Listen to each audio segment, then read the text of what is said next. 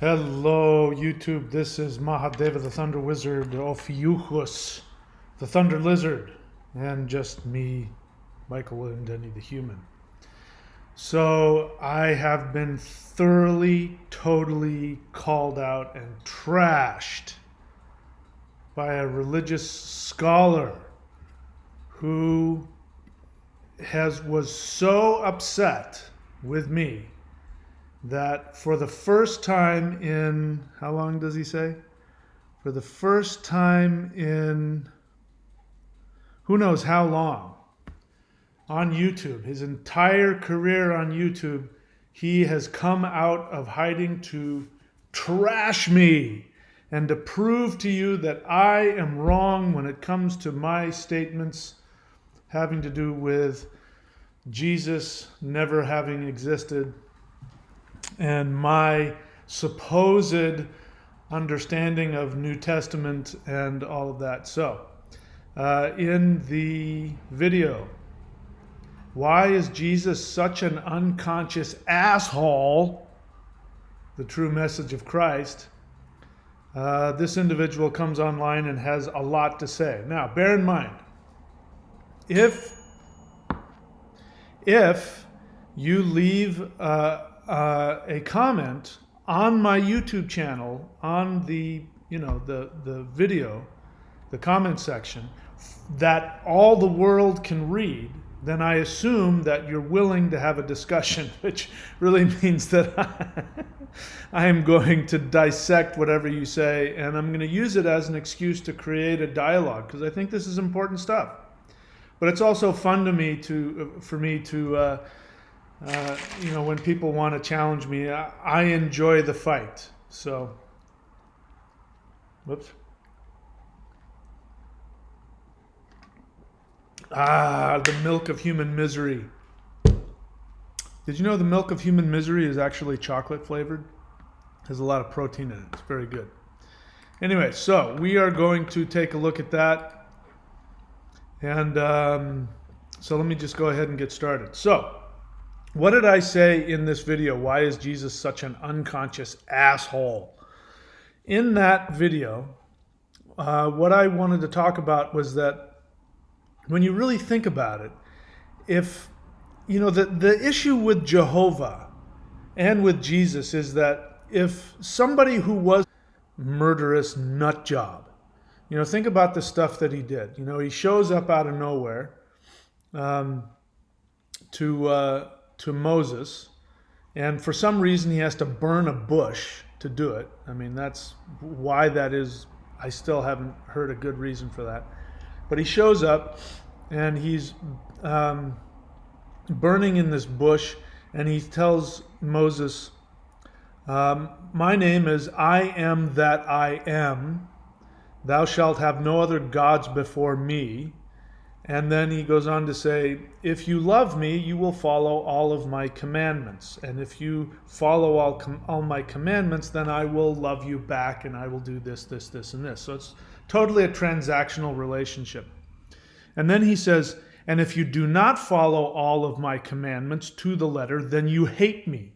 And if you hate me, then I'm going to hate you back, and I'm going to curse you like this, and I'm going to do this. That's really nuts. And then, because he sets too much of a standard for poor human beings that are still reeling from the disobedience of their original parents, Adam and Eve, who for some reason were cast out of paradise simply because they wanted to figure out who the hell they were. Because after wiping out all of humanity with a flood, and then taking his chosen people and throwing them into slavery, according to by the way, it never happened. The Jewish people never were in Egypt as slaves. I am definitely a believer in the Holocaust, so don't get me wrong. The Holocaust did happen. It was a horrible tragedy. Nobody should ever have gone through that. That was real. However, them being taken prisoner in in Egypt, never happened. Because the Jewish people, as well as the Samaritans, who, there was the nation of Israel and they split up into the Samaritans and then Judea, the Jewish people are descended directly from the Oh gosh, why do I keep forgetting that name? Joshua goes into the land of the Canaanites. They are descended directly from the Canaanites. The Canaanites evolved into modern day Jewish people and Palestinians, by the way. So there was never any. There's zero archaeological evidence, historical evidence, blah blah blah. But apparently, I'm getting off topic here. According to the narrative, then, according to the Christian tradition, then, God the Father throws up his hands. He says, "Oh my God!" So he takes his son, who is somehow still himself. Of course, that's not really stated in the New Testament, except in one line. Takes the piece of himself that is perfect and forces it to become human, and then his son walks around and he does all these good things and he doesn't do anything wrong, and he goes, "Hey, I don't want to do this. Can you not kill me?" And he says, "No, of course I'm going to kill you." And he goes, "All right, I'll do it. Forgive them, for they know not what they do." And then he dies for your sins.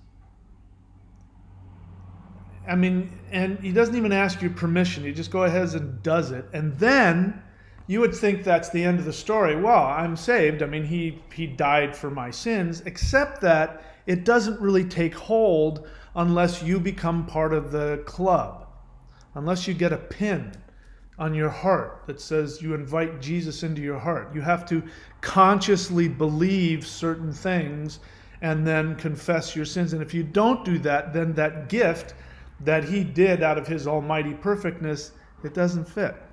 So it's just like he's this codependent asshole who comes and decides for you, and even talks down to you, even says, "Forgive them, for they know not what they do. I'll die for you." All right, so look, no man comes to the Father but through me. Listen, my dad's he's such, I know he's an asshole, but he's really got this, he's got it in for you. I like you. I think you're okay. If it were up to me, I'd let you all in, but he's really strict. So I'm going to go ahead and let him take all of his rage out on me. I'm going to let him torture and kill me and send me to hell. And for 3 days when I'm in hell, I'm going to take on your eternal sins, because you have to be punished for eternity. It's not him. It's not me. It's him. And he's going to do that. And so I'm going to take that for you. I don't really want to, but I'm going to, because he told me to.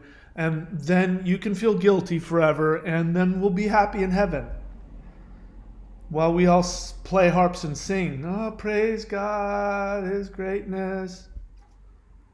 He's just this really unconscious asshole. He's this codependent know-it-all that, he walks in, he's the guy that walks into the party, when everybody's drinking and smoking weed, and they want to, just really let off some steam. And he's the guy who says, "Hey, can we turn the music down?"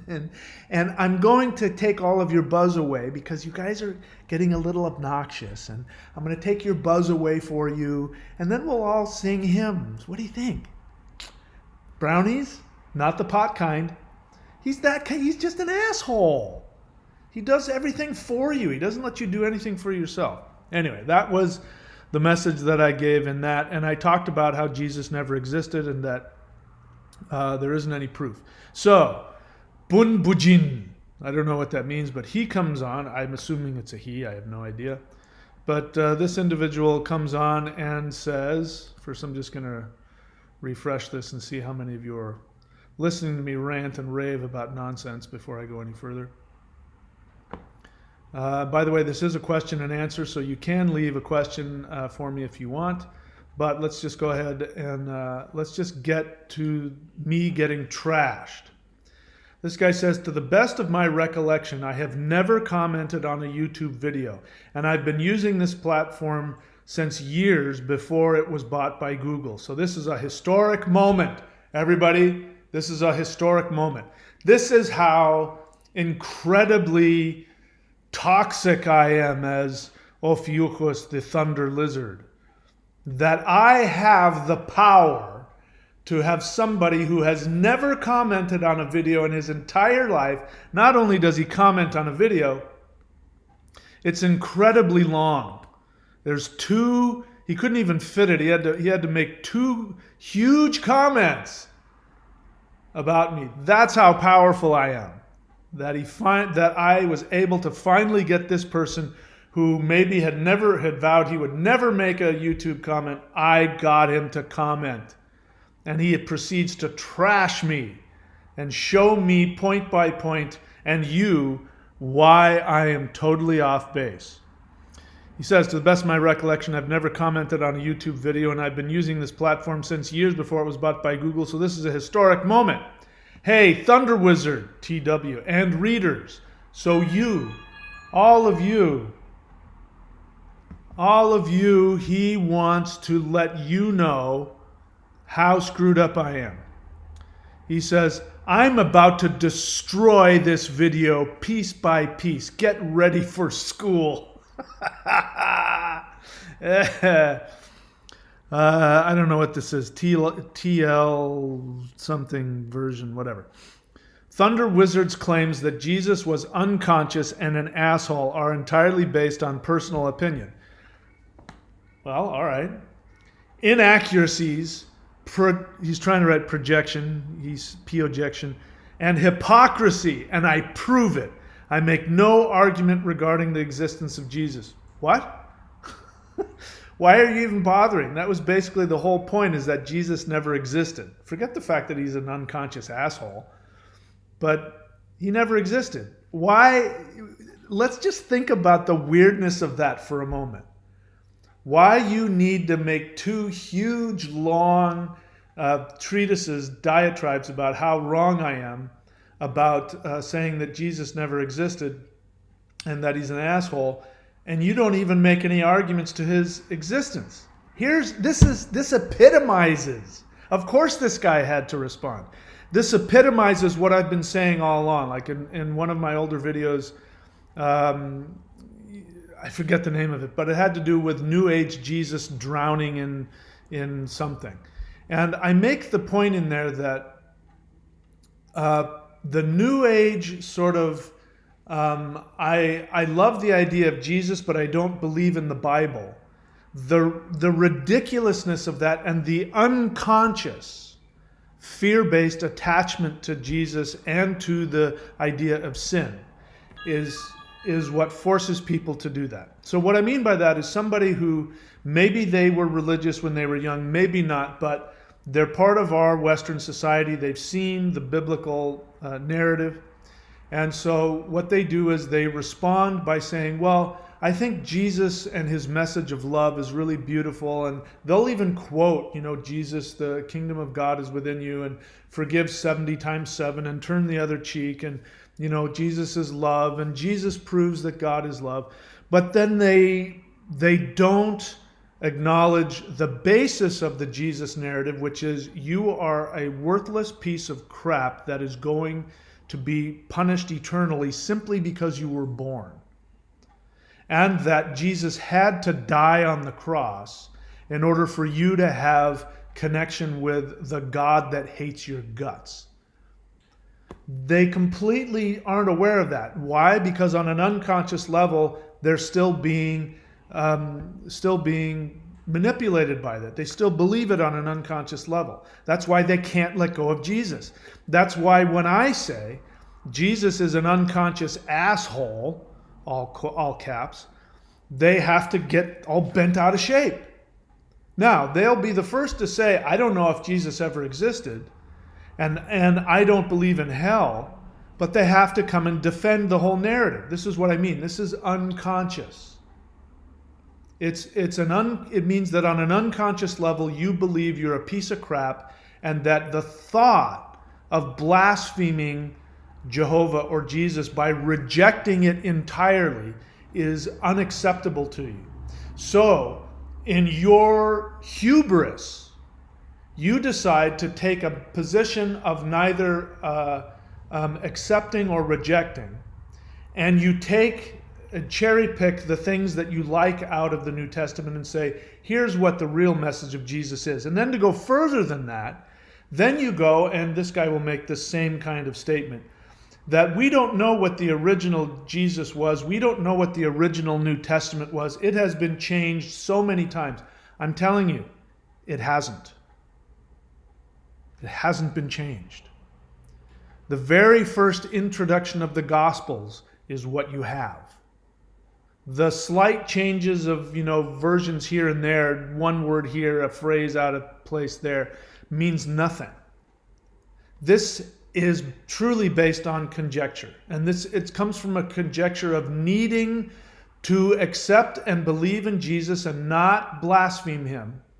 And so in order to make that palatable to somebody who can't accept the idea of sin and judgment and hell, they then say, well, the real New Testament was this, and the real New Testament was that. And it's only the religious people who've come in and want to control society, and they've changed it. It's never been changed. It's been like this from the beginning. The Old Testament has been unchanged. The New Testament has been unchanged. So this is all nonsense. Those of you who believe it, I'm pointing out to you the reason why you need to tell yourself that there was an original Bible that has been altered by evil religious people is because you unconsciously can't tolerate the thought of rejecting Jesus. You still believe in sin. You still believe you need Jesus to forgive you. You can consciously think whatever the hell you want. I know on an unconscious level this is really what you're thinking.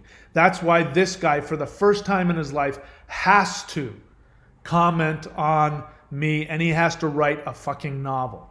So I don't know if we're going to get through the whole thing or not, but I will read what I can and have fun destroying him as he tries to destroy me. So he says, first claim, apparently this is at timestamp 2 minutes 17 seconds, and he's quoting me. Jesus couldn't have existed because Nazareth didn't exist at the time. False.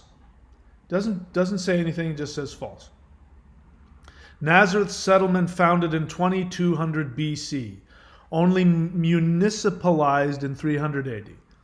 What's your source for that?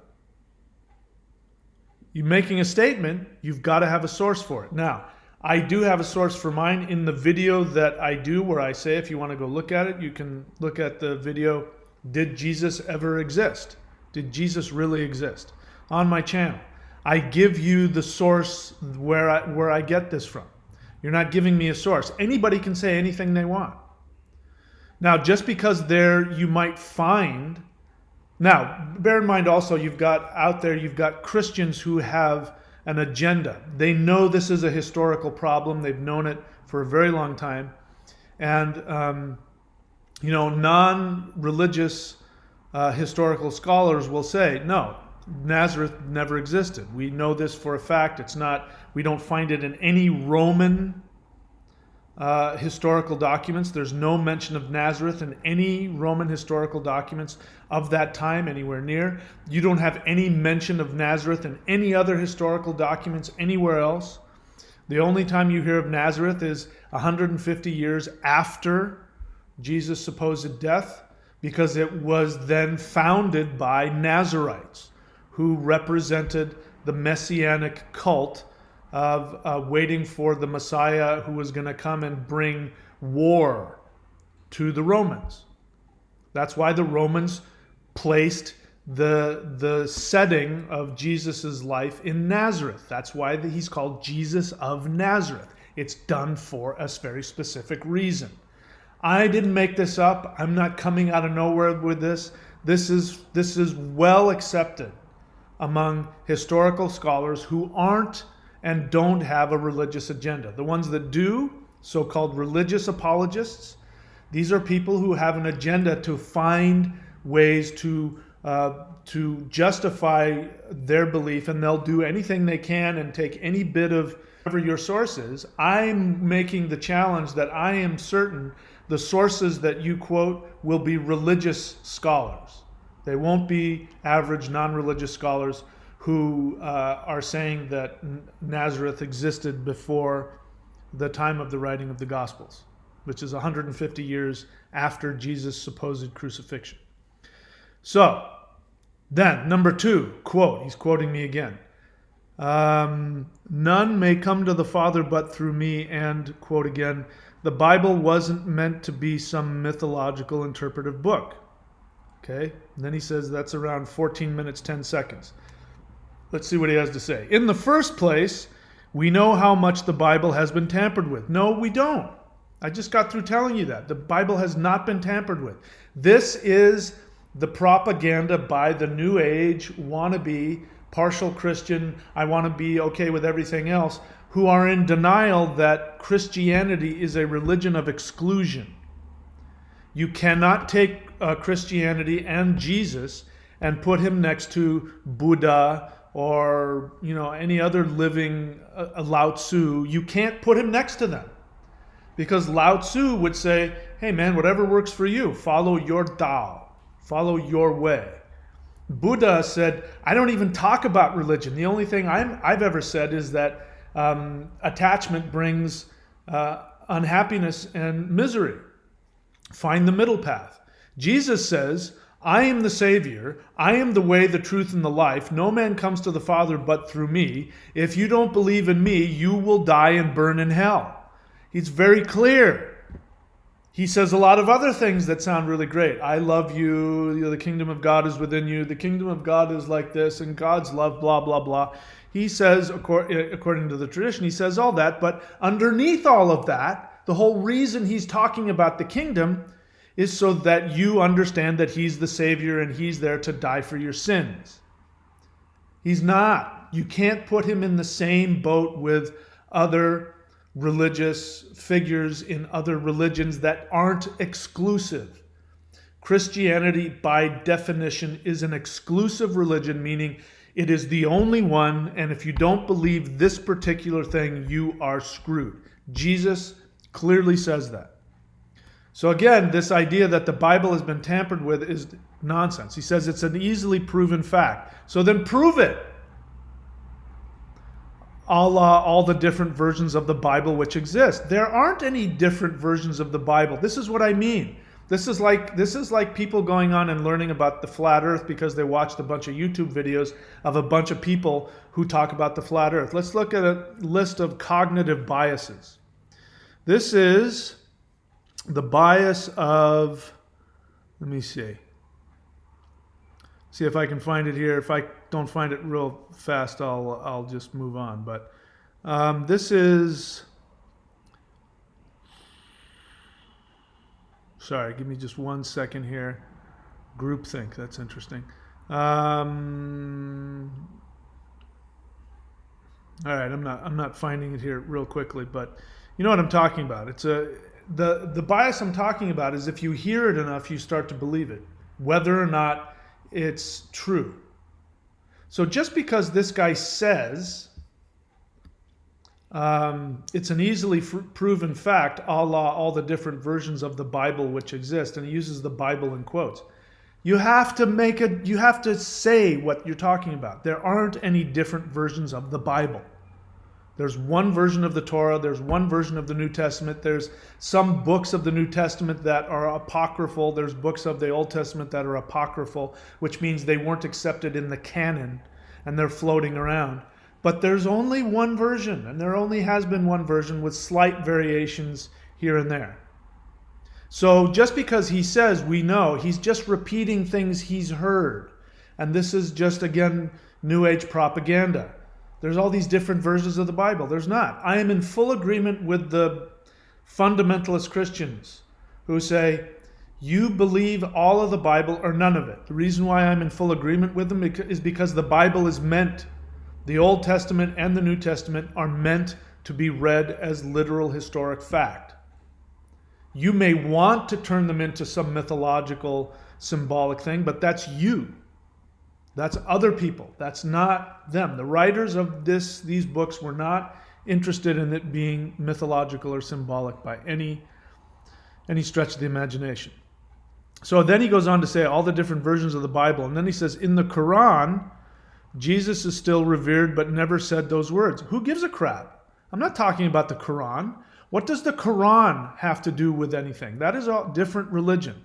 I could start talking about, where Islam came from and where Quran. I can tell you this, the reason why Jesus is quoted in the Quran is because Muhammad wanted to be a Christian. He started out as a Christian. The reason why he became a monotheist, the reason why he became the prophet of Allah and spread his version of monotheism was because he was strongly influenced by Christianity. He had pictures, like little paintings of Mary and Jesus. He would have been a Christian, but he had his cultural thing, which was really important to him, and he decided that he was going to make himself one and be accepted in the monotheist club, because when he came around, the indigenous people of the whatever the heck that was, Arabian Peninsula were polytheists, and Mecca, the reason why they walk around that cube in Mecca is because there used to be this polytheist, huge polytheist altar to all of the gods of each of the days, like 365 of their gods, and you walked around that, and I mean it was still the same thing. It's been a holy center in there for years, but it was polytheist. So he came in and took away all of the polytheist idols and put up this cube for some reason I don't know, because just like in the he was taking from the Jewish tradition, the Hebrew tradition, where God has no idol. So he put a cube there instead, so that it wouldn't have a face.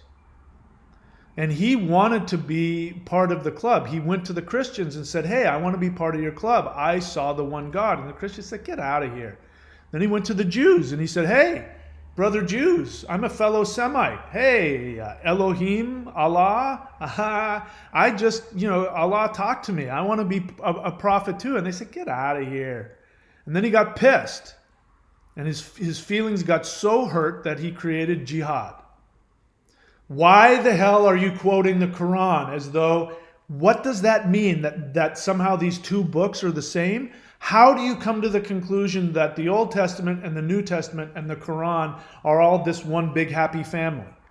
And somehow quoting the Quran and how Jesus is portrayed in the Quran somehow has some relevance to how we're supposed to interpret the New Testament. The Quran, Jesus is still revered, but never said those words. Of course they didn't, because it didn't serve his purpose. Muhammad had a completely different agenda in creating the Quran, so Jesus was really, really popular everywhere, even among the people in Arabia, so he talked about him and he used him as a prophet of Allah. You don't get that? Wake up! Use your brain! Here's the deal. I know I'm giving you a hard time, whoever the heck you are. Here's the deal. You're being motivated by your unconscious need to see Jesus a certain way. Don't take my trashing of you personally. I'm here to point out to you, you are being led by your unconscious emotional agendas. If you're new to my channel, this is a big teaching. You are showing all of us what it means. So he goes on to say, Jesus is still revered but never said those words, and Muslims hold that this claim to be the direct literal Son of God was inserted after the fact. Of course they do, because it doesn't fit their narrative. Given that they still read the same version of their Bible as the language it was written in, I think this holds some credence. And the same is true for the New Testament. The New Testament was written in Greek. I read the New Testament in Greek. In case you don't know, I was a minister. I went to Bible school and I was going to go to seminary, and I read the New Testament in Greek. So it's still done today. In the original language, in the original versions, I know what the different versions are.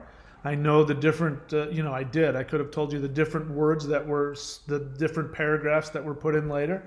And I know, because I studied it. I know you don't, because I know you haven't, even though you're going to school me on religion, whatever this person's name is. Bunbujin. Supposing the Jesus character really even said that, again, why are you even making this if you don't even, if he didn't exist, everything you say means nothing. You are vociferously defending a religious figure that you can't even decide if he existed or not. And he is clearly presented as a real person in the New Testament who walked at a certain point in time and lived at a certain point in time. So make up your mind. Do you believe in him or not? Because you're not making any sense here. Supposing the Jesus character really even said that and acknowledging the Bible's intention to be taken literally, it still doesn't prevent us from taking what is useful and discarding what is useless. So what? Who said that I said? I never said you couldn't do that. You can do whatever the hell you want with it. I'm telling you, though, that if you want to worship Jesus or have Jesus be important to you, and if you can't do that without, on an unconscious level, accepting that he was a literal person that walked the earth, and you can't do that without accepting the fundamental basis, which is that the only reason for Jesus to exist is that you're a worthless piece of crap and he has to die for you. So if you want to play around with his words and take, the good stuff that you want and throw away the rest, that means nothing to my argument. It just means that you are driven by your unconscious need to stay connected to guilt and shame. I know you don't like that, but that's, from what I can see, that's the fact here. And that's why for the first time, you're so riled up that you have to come onto my channel and you have to write a whole novel about how I was wrong. Your first time commenting is the largest comment that's ever been left on my channel. Let's see what else. Doesn't prevent us taking what is useful, discarding what is useless, and accepting the masses of other highly moral and wise teachings of his character. As I said, he's got a lot of wise stuff, but underneath it is you're a worthless piece of crap and he came to die for you. And that God the Father, who loves you so much, had to ritually murder and torture his son because he couldn't tolerate his hatred for you. That is actually what is taught. That is the only reason for Jesus. And if you want to say, well, there must have been a real Jesus and all this stuff was made up, you have no historical basis to back that up on. There's no corpus of writings of that guy. Just the normal human who came and said all those good things. He doesn't exist. So you can't make that claim. You have to be able to back it up with something. The more likely argument is that this guy never existed, that this was made up by the Romans to pacify the rebellious Jews, and because they couldn't pacify them with any other propaganda, they took the Romans took the Jews only, their own messianic hero, and turned him into a pacifist of love who paid his taxes and didn't resist. That's the only thing that makes sense. Other than that, you have to agree that he existed. And you can't seem to figure that part out. But you're highly offended that I blaspheme to the point of calling Jesus an unconscious asshole. All right. Let's see what else. Claim number 3, 15 minutes, 15 seconds in. ThunderWizard claims that the character was used as a passive figure to quiet the rebellious Jews, when the character of Jesus was shown repeatedly to be a zealot who only said what he did about paying Caesar's taxes because the Pharisees were trying to trick him into making a mistake so they could get rid of him. No. If he truly was a zealot, because the reason why the Jewish people did not accept the Jesus narrative as their savior, the reason why even to this day they look at like Jesus, what? Is because it was blasphemy. And the whole reason behind the Messianic movement was to overthrow the Romans. And the main argument, not one of the arguments, but the main argument was paying taxes to Caesar is blasphemy because you are paying taxes to a man who claims to be a god in a pagan religion, and we will not give our money to a pagan god. That is blasphemy to us. For you to try and argue that it means something else means you don't know what the hell you're talking about. So you're trying to use my words against me, and you still don't know what the hell the true history of all this is. Do you see why it's important, guys, to do actual research? This guy's done research, meaning he must have read some YouTube or or read something somewhere where somebody keeps saying the Bible's been changed, the Bible's been changed. It's been manipulated by those in power after the fact. Jesus never said that. That is all just hearsay. There's no historical evidence behind it, but it's said often enough, people think it's real. This guy thinks he thinks he's schooling me by talking about, but again, he doesn't even back it up. He just says, we all know the Bible's been changed, but he can't quote where and how and why. Because it hasn't. That's why it's important to do research. What does research mean? Research means looking at both sides, meaning looking at the evidence without an agenda. This guy has an agenda. Those of you that want to talk to me about the flat earth and you say you got to do your research, it means you have an agenda. Every single person so far that has come to me and said, I haven't done my research, has an agenda, and they want me to research their echo chamber. Okay? That's not research. Research is looking at both sides of the argument, looking at qualified sources, not having an agenda, and being willing to ask yourself, do I have an emotional agenda behind my belief, and am I willing to give that up? If you can't answer yes to that question, then whatever research you're doing is you cherry picking whatever you want to hear. All right. Jesus was not pay taxes, and then he says, which is fully open to interpretation, and is specifically why those words were chosen. You can't prove that. I've already made the argument that that's not accurate. He didn't want to be captured, and also didn't want to tell the Jews that they should pay taxes to Caesar. No, he made it very clear. Give unto God what is God's, and give unto Caesar what is Caesar's. It's very clear. He's telling them to pay taxes. I'm sorry that you don't have the ability to hear what he was saying. That's not my problem. So basically he was saying to use your own judgment. He never said that. Absolutely did he not say that. If he wanted to say that, he would have said that. He would have said, if you want to pay taxes, pay taxes. If you want to pay taxes, pay taxes. If you don't want to pay taxes, don't pay taxes. Sorry. That's what he would have said. He didn't say that. He said, give unto Caesar what is Caesar's. The whole point was Caesar wants your money. He doesn't want your religion. He doesn't want your faith. That was the whole thing. The Romans were saying, hey, you can worship the Jehovah guy all you want. Just pay your taxes. Come on, man. You're not that stupid. So basically he was saying to use your own judgment, and if this is him now, and if something actually does belong to Caesar, give it to him. If it doesn't, don't. Taxes. Genius. 4. This is the fourth claim he wants to point out at 1432. He must have been really upset. I mean, it took him a long time. He had to chronicle all of these.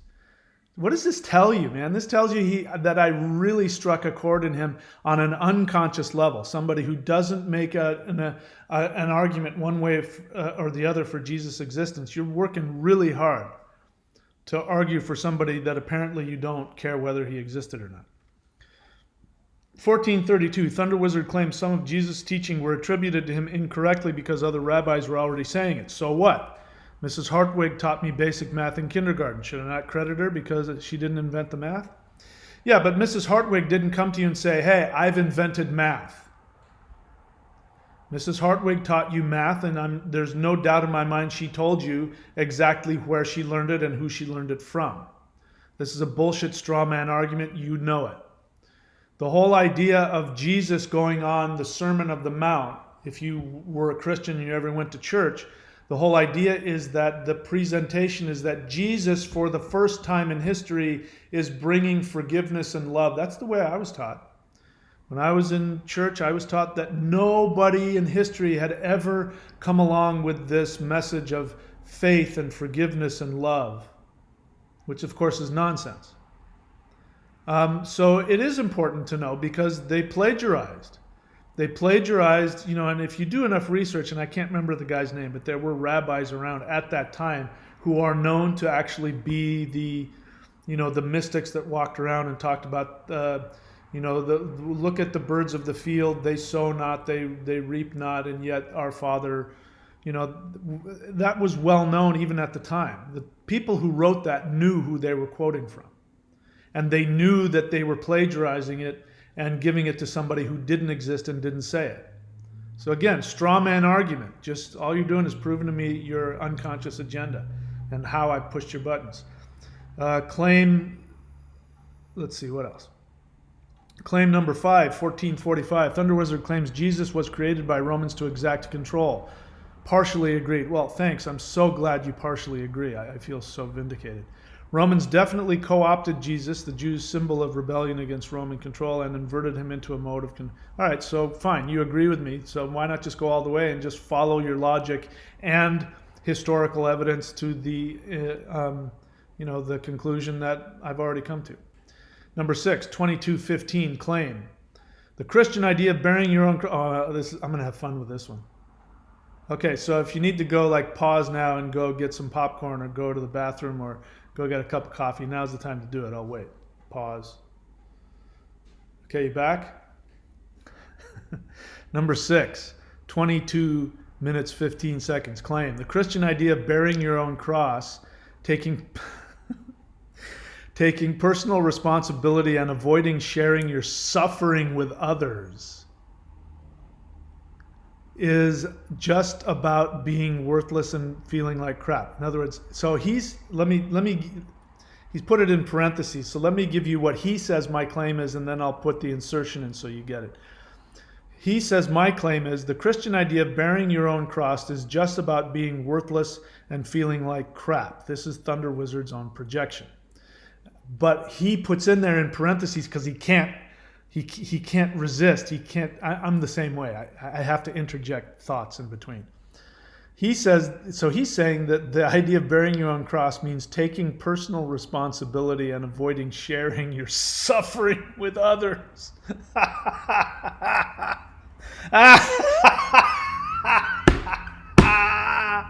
Oh my God. That's so, forgive me, I don't mean this personally, but how pathetic. I mean, come on, how emotionally unhealthy. And again, this creates an unconscious asshole. This is a codependent, unconscious asshole. No, I'll be okay. Just leave me here. I don't want to burden you with my suffering. I do so much for everybody and nobody does anything for me. I bear my cross. I didn't say that. You said that. That's even better. That's exactly what I just said. That the idea of bearing your cross is, as you say, in my words, you're putting words in my mouth, is just about being worthless and feeling like crap. And you take it to a whole new level. It's about taking responsibility, meaning, owning all of your misery and not sharing your suffering. Because if you share your feelings with others, you'll bring them down. How unhealthy is that, man? Of course I hate that idea. You've got to be able to go and tell people your feelings. You've got to. It's so unhealthy to walk around and not share your feelings. You don't have the power to inflict your suffering on other people just by sharing your feelings. When somebody who I care about comes to me and shares with me their sorrow and their misery and allows me to be there and comfort them, it's an act of love. It makes me feel good, and it makes me feel good to be there with them. And you know what? I don't talk people out of their pain. I listen to them and I say, that sounds really horrible. I'm so sorry you're going through that. They're not burdening me with their suffering. So now we know with this guy, listen, I don't know you, but just based on what I've read here, I'm willing to bet that you have some unconscious codependent issues. You know what codependents do? When codependents come and want to take your feelings away. Oh, don't feel like that. No, everything's going to be okay. No, come on, it's all right. Underneath it is anger. I just saw it. I just got through, talking with some people, and I just saw it with somebody. Somebody who started with that. Hey, let's not go into that narrative of negativity. And then, when asked more about it, the anger came up. That what was going on is that this person didn't want to be stimulated to have all of those negative feelings inside them.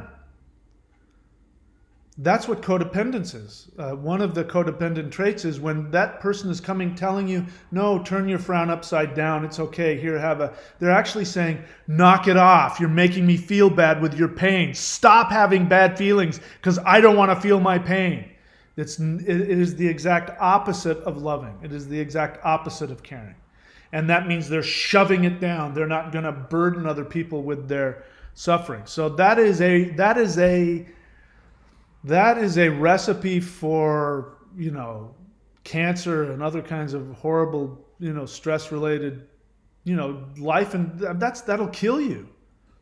Listen, the symbolism of Jesus carrying his cross to his death is absolutely all about. He's carrying his cross, meaning they've told him that they're gonna kill him for something he didn't do. He says, "All right, I'll go ahead and die for you." And then, they beat him, and then they make him carry his own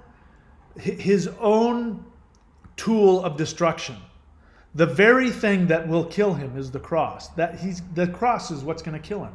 He's forced to carry it himself up the mountainside. You're saying that is a good thing. That is not your typical, good work ethic. This is something altogether different. It is self-directed shame. There is nothing honorable in that. You don't have to do that. And that is, again, the message of Christianity. And you, my friend, are bringing that claim absolutely to the forefront. And that you unconsciously believe that. That's why you're so stimulated by what I'm saying. And I'm telling you, you can drop it. If you listen to my message instead of taking it personally, if you listen to what I'm saying, you can let go of all of that stuff and be free. That is the point. I'm not doing this just to bag on Jesus or religion.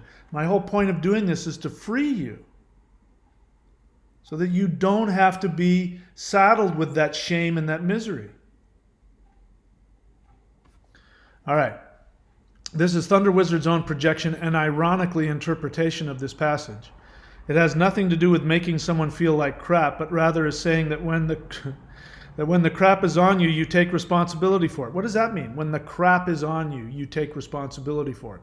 Taking responsibility for the crap on you says, I don't want to live this way. I refuse to live like this. I got myself into this problem. I'm going to get myself out. I'm going to trust the universe. It doesn't mean that you keep carrying it to your demise. So he says, but rather it is saying when you take the crap on, you take responsibility for it. Don't get it on everyone else. This aspect of personal responsibility is shared with almost every religion and philosophy on earth to varying degrees. Hell, even Satanism agrees with it. Yeah, except that you don't understand the difference. I have books, and if you're new to my channel, obviously, or you would know that I spend a huge amount of time telling people to get out of their victim mentality and to you have the choice. When you take full responsibility, you can create the life of your dreams. I've done it, so I know. But it definitely has nothing to do with carrying your cross and not burdening other people. What's the second one he says? Don't get it on everyone else. Listen, I'll talk to anybody that will listen about my frustrations. I do it on this channel all the time. I just had, a session with my group and my therapist today and talked about my pain and my suffering and my challenges. I will get it on anybody who will listen. That's not going to harm them. Seriously, man. Where are you getting this stuff? Oh, that's right. You're getting it from the Bible. Let's see. Seventh claim, 24 minutes, 49 seconds. ThunderWizard claims Jesus was a total pacifist. Jesus was not a pacifist. There are multiple examples of his expression of righteous anger and violence. Turn the other cheek is about it. Anyway, we could debate that. There are things like him casting out the money changers. To be honest, for me I haven't tackled that because I would need to take a look at what was going on at the time, what the religious significance of it, what the social significance of it is. And, my suspicion, which I haven't proven, and I'm not going to say it's proven until I can find historical evidence to corroborate it, is that that's sort of like a way to, making people, who have been taken advantage of, like now. One of the other guys who came on here, the guy who I was making fun of originally, wanted to bring weapons into banks. So he obviously feels like the banks are doing it to them. Well, banks have been doing that for years. Money changers represents the corruption in financial institutions. So there were poor people then that I'm sure were getting their ass handed to them. And so that's a really good way to get those poor Jews to feel, it's a cheap way of eliciting an emotional feeling of sympathy so that Jesus is there fighting for me. That's my belief. I can't say that's true because I'd have to do some research on it. So I'm not going to argue with you. Yeah, and he says, I didn't come here to bring peace. I came here to bring a sword. But those have to do with other things. It is very clear that he was a pacifist. He, when they come to take him and arrest him, and Peter cuts off the guy's ear, he puts and heals the thing, heals his ear and tells Peter whatever. And he's very clear, give unto Caesar what is Caesar's, and turn the other cheek. That's pacifism. And it was, the early Christians took it so literally, they were pacifists. So if you don't think that that's what Jesus said, go back and talk to the early Christians who ended up being fed to the lions. They were all pacifists. Christianity was a pacifist religion in its beginning. You don't have to like it. Those are the facts. Number 8. According to him, throughout the video, he keeps coming back to the commenter whom he's addressing issues with bankers and money when these things are only mentioned as illustrative examples by the guy. Well, the guy talked about taking guns into banks. Sorry, but I had to talk about that. But none of that has anything to do with Jesus' supposed unconsciousness. No, it has everything to do with his unconsciousness. And me, talking about you is about your unconsciousness. And that's not an attack. I'm not just here to talk about how unconscious you are. We all have unconsciousness. I'm trying to point out that your need to defend the Jesus narrative is your unconscious need to be told that you're a worthless piece of crap. Now you're going to get mad at me and yell and fight with me, but that's why it's called unconscious, unaware. That's why you who says I don't make any claims of Jesus' existence, you've written this whole book trying to defend Jesus against me, because on an unconscious level, you really still want him to save you, which means you still feel like a piece of crap and God hates you. Consciously, no, you're awakened and aware. Listen, I still wake up. Sometimes I still have nightmares, maybe once or twice a year, where I'm being attacked by a demon, and I'll wake myself up screaming, in Jesus' name, I command you. Whoa. That means I still have unconscious stuff. I'm no different than you. This is how I know what's going on with you. This is why I know I can tell you why you're saying what you're saying. It's not because I have anything against you or because you're my enemy. It's because I'm trying to reveal to everybody listening all of their unconscious attachment to this incredibly toxic, horrific narrative. I haven't decided which is more toxic, the actual literal version or the touchy-feely one where we take whatever we want and unconsciously still accept that God needed to send his son and kill him so that we would be saved. I can't figure out which one is more toxic. But my point is to bring that up to your awareness, and I'm using your words to do that. All right, so let's see. I may not go through all of these because there's a lot. Let's see, throughout the video, he keeps coming to commentators, blah, blah, blah. ThunderWizard says the guy has a problem with authority when the commenter is referencing Jesus' actions against authority. Yeah, that's the whole point. You get it? Okay, try and think a little deeply here. Try and use your brain a little bit. That's called projection. He has a problem with authority. He has a problem with bankers and money and the government and whoever else.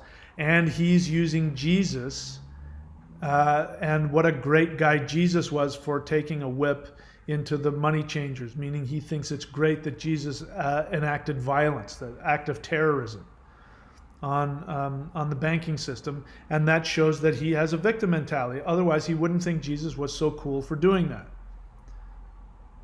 So do you get that? I am saying that the guy has a problem with authority because he is referencing Jesus' action against authority. Get it? I'm sorry if that doesn't penetrate. I know it's tough when you're all emotional and be able to think clearly. I know it's a tough one, but I believe you can do it. Anyway, so number 9, more hypocrisy and double talk at 27 minutes 29. He says, ThunderWizard damns the man commenting because, did I damn him? Damn somebody means to send him to hell. I don't think I did that.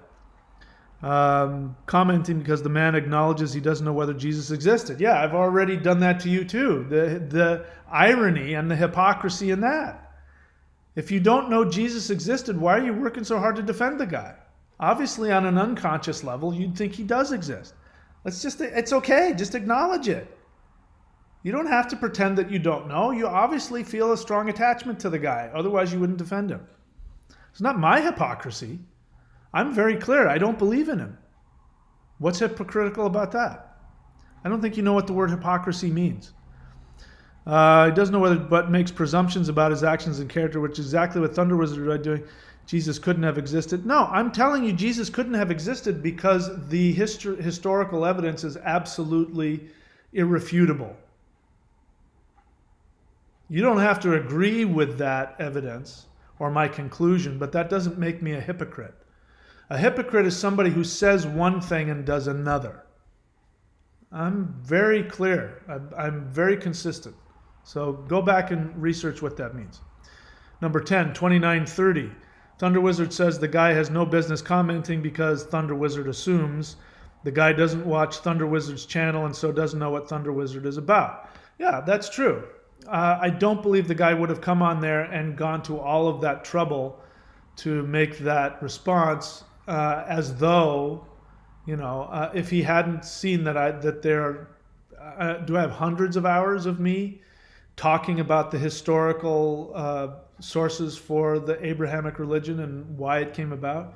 Yeah, if you had spent time watching on my channel, you would know it's a waste of time to try and even, because the assumption is that you have saying something that I haven't thought of or heard of before. I obviously have, and if you don't know that, it means you haven't watched my channel. And it means you haven't watched my channel either. So why are you trying to get on my case for that? You're exactly what I was just saying. Prove me that I'm wrong. Prove to me that you have watched hundreds of hours of the religious, me spouting about religion. I don't think you have. If I'm wrong, which is why, then why are you even bothering? Because then you also know that I'm going to eviscerate you in front of the whole world, which would probably, who knows what that would do. Anyway, let's see what else.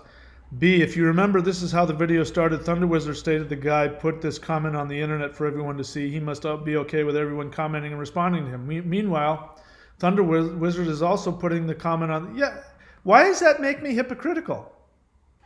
Obviously, I'm putting it on for everybody to see. And I'm saying, if the reason why I say that is because some people have gotten hurt. They write a comment or an aggressive comment or a belligerent comment or just even a differing comment, and I talk about it and people say that I singled them out and attacked them. I haven't done that. You've already put it online for the entire world to see, and it's worth talking about. If you don't want to talk about it, then don't make a comment. Don't get pissed at me. If you don't want me to comment on it or discuss it with you, don't leave a comment. I'm obviously leaving myself open to be attacked and criticized every time I come on and do my channel. So again, that doesn't make me a hypocrite. Come on, man. Learn how things function. You're really talking about yourself here. Continued in reply. Next one. So this is chapter 2 of the big book from Bunbujin. Number 11. This is claim number 11. I just want to make it clear. This guy has numbered all of the claims that he feels he has to attack on this video. I really got under his skin. Which again, I'm saying that people who believe this way are unconscious. They're unconsciously Christian, and they're unconsciously wrestling with self-hatred and shame. It's not a put down. That's just what Christianity is. It is a delivery method for infecting yourself with self-hatred and shame on an unconscious level. That's why I'm going after it so hard. So at 30:15, he says, ThunderWizard tries to project another assumption. Let's just talk about what projection is. Unconscious projection. It's a psychological term. It means that you are seeing in somebody else what you have that you are unaware of. Okay, so that's what he's saying about me. I don't think he's using it right, but let's see. Because you can be consciously accusing somebody, you can be consciously judging somebody, but then there's unconscious projection. That's a whole different thing. ThunderWizard tries to project another assumption about the commentor having some obsession with Jesus and weapons because the guy canonized. So he's just repeating himself. So like me, when you repeat yourself 2 or 3 times, it means that it's an obsession that you're really wrestling with. This is why I keep repeating myself. I'm really clear on that. I perseverate on this whole thing about Christianity and Jesus because it is bothersome to me. It's a deeply disturbing concept, and that's why I keep talking about it. Hey, you don't like it, go somewhere else. I don't blame you. I turn off channels all the time. I wouldn't watch me, so you won't hurt my feelings if you stop watching me. Now he's going to quote the Bible for some reason. Let's see what this is about here. He's quoting, I guess, where Jesus goes in the temple. He even has a King James Version Bible. So if you don't know whether Jesus existed, what are you doing with a King James Version Bible? John 2:15. And when he had made a scourge of small cords, which is really nasty, by the way. You know what that is? It's like a handheld whip made out of leather, and then the cords are wrapped around, and they usually have balls of leather on them. If you get hit by one of those things, it can take your fucking eye out. It's really nasty. It'll take off whole layers of skin all the way to the bone. It's really fucked up. It's not like taking, your grandma's switch where she grabbed a switch off of a tree and hit you with that and put little bruise marks and maybe tiny scratches. It's the kind of shit you do if you really want to fuck somebody up. And when he made a scourge. So this is saying that Jesus made the scourge.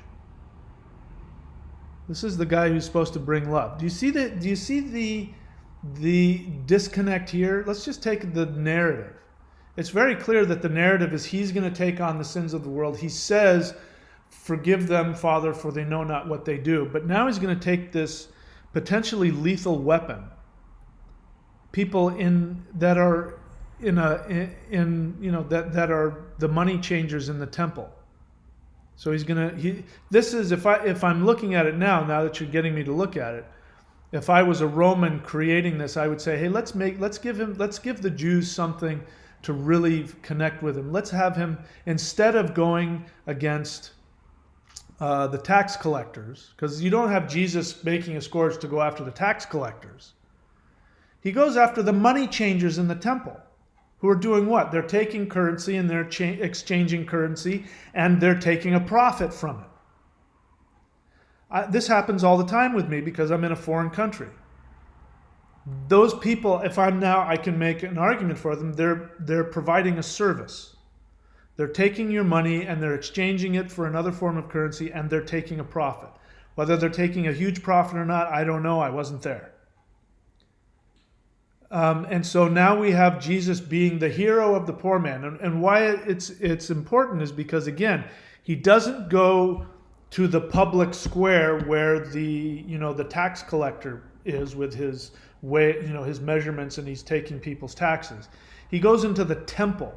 Now, the Romans don't give a crap about what goes on in the temple. Oh man, if you want to go in the temple, and it could have been a psyop to get people to go in the temple and create violence in their own religion. This would cause a schism and an internal war. It's a really great invention now that I think about it.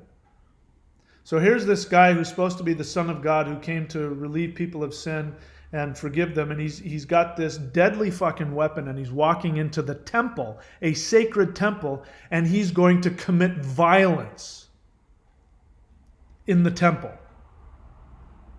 He made it himself with his own hands, according to the Bible. It's been so long since I read this. This is amazing. And when he had made a scourge of small cords, he drove them all out of the temple, and the sheep and the oxen, and poured out the changers' money, and overthrew the tables.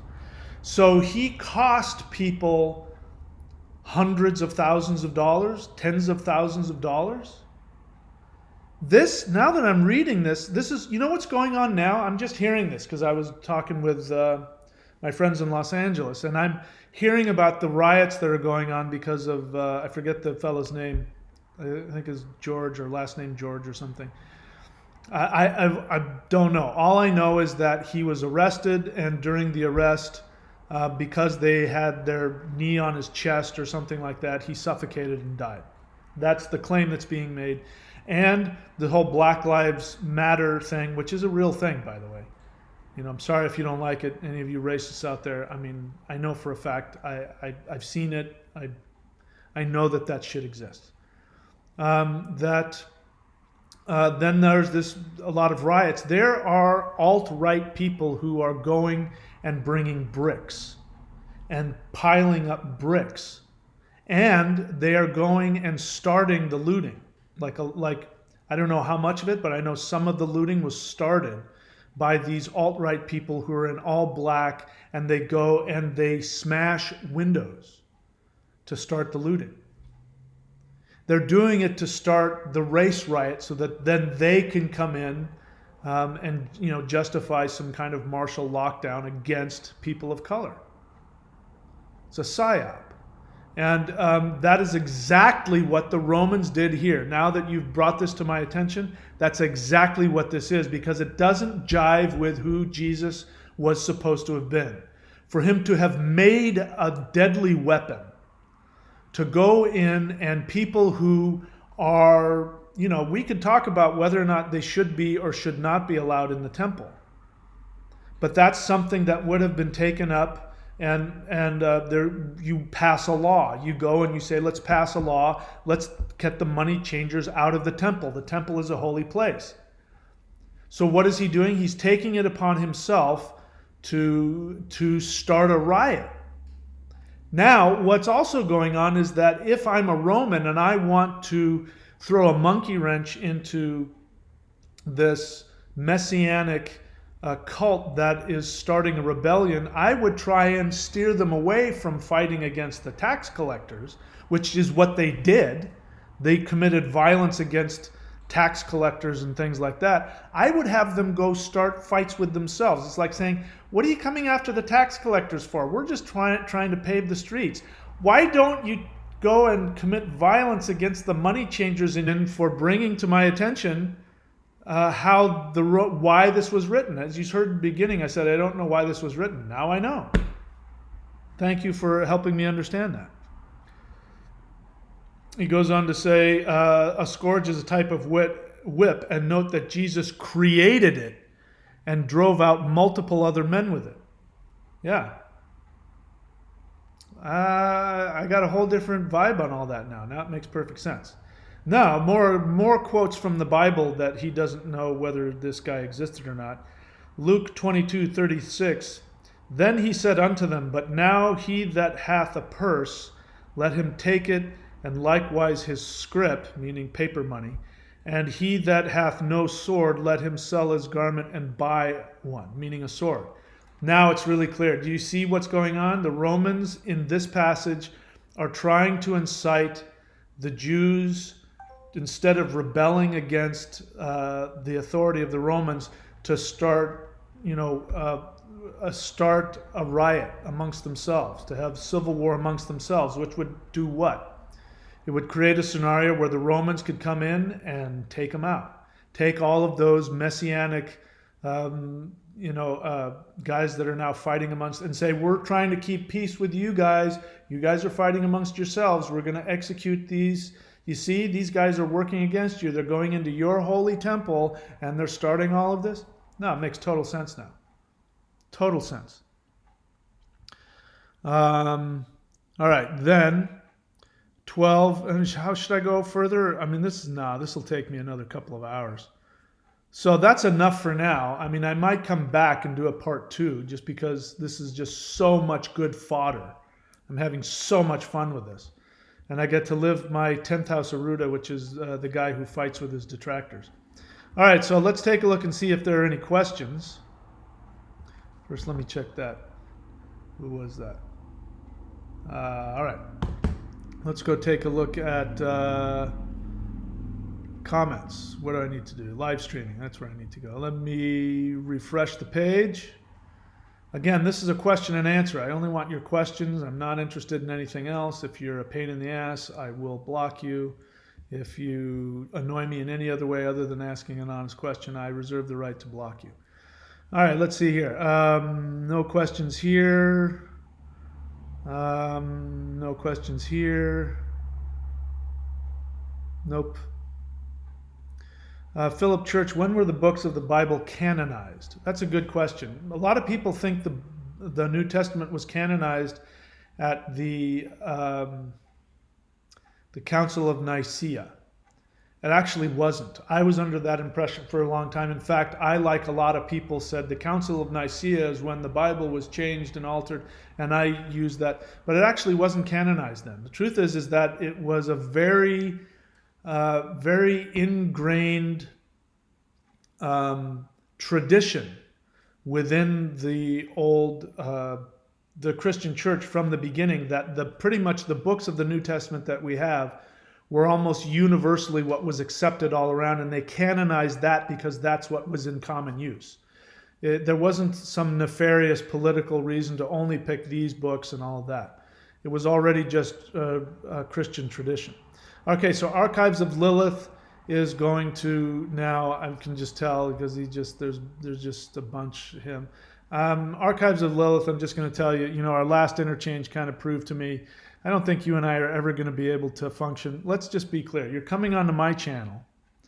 The only time I hear from you, 98% of the time, 2% of the time you might say something, non-judgmental or non-abrasive or non-aggressive or whatever. It's just getting old, man. You've made yourself clear. You believe in Jesus. You believe you've got your narrative. I don't buy it. I could go point by point and tell you why it's inaccurate and historically inaccurate, but I don't need to do that. You have a strong personal connection, just like I have a strong emotional and personal connection to my belief. I believe that mine is the historically accurate one. You've got another one. Go teach it on your channel, bro. This isn't the place. And I'm done with you and I doing this dance. I'm done. So, because I want to encourage people to only leave questions, I'm not interested in you. This is not, I'm telling you, this is my Q&A, and I'm telling you, you don't have the right to come on and just start throwing things to argue with me about, and that's not what this is for. My channel is not the place for you to be giving your opinion. Your channel is the place. Go start making videos about Jesus and the Masons. Go start writing books. Go start teaching. You obviously feel strongly about it. Stop wasting your time following my channel and fighting with me every 10 seconds.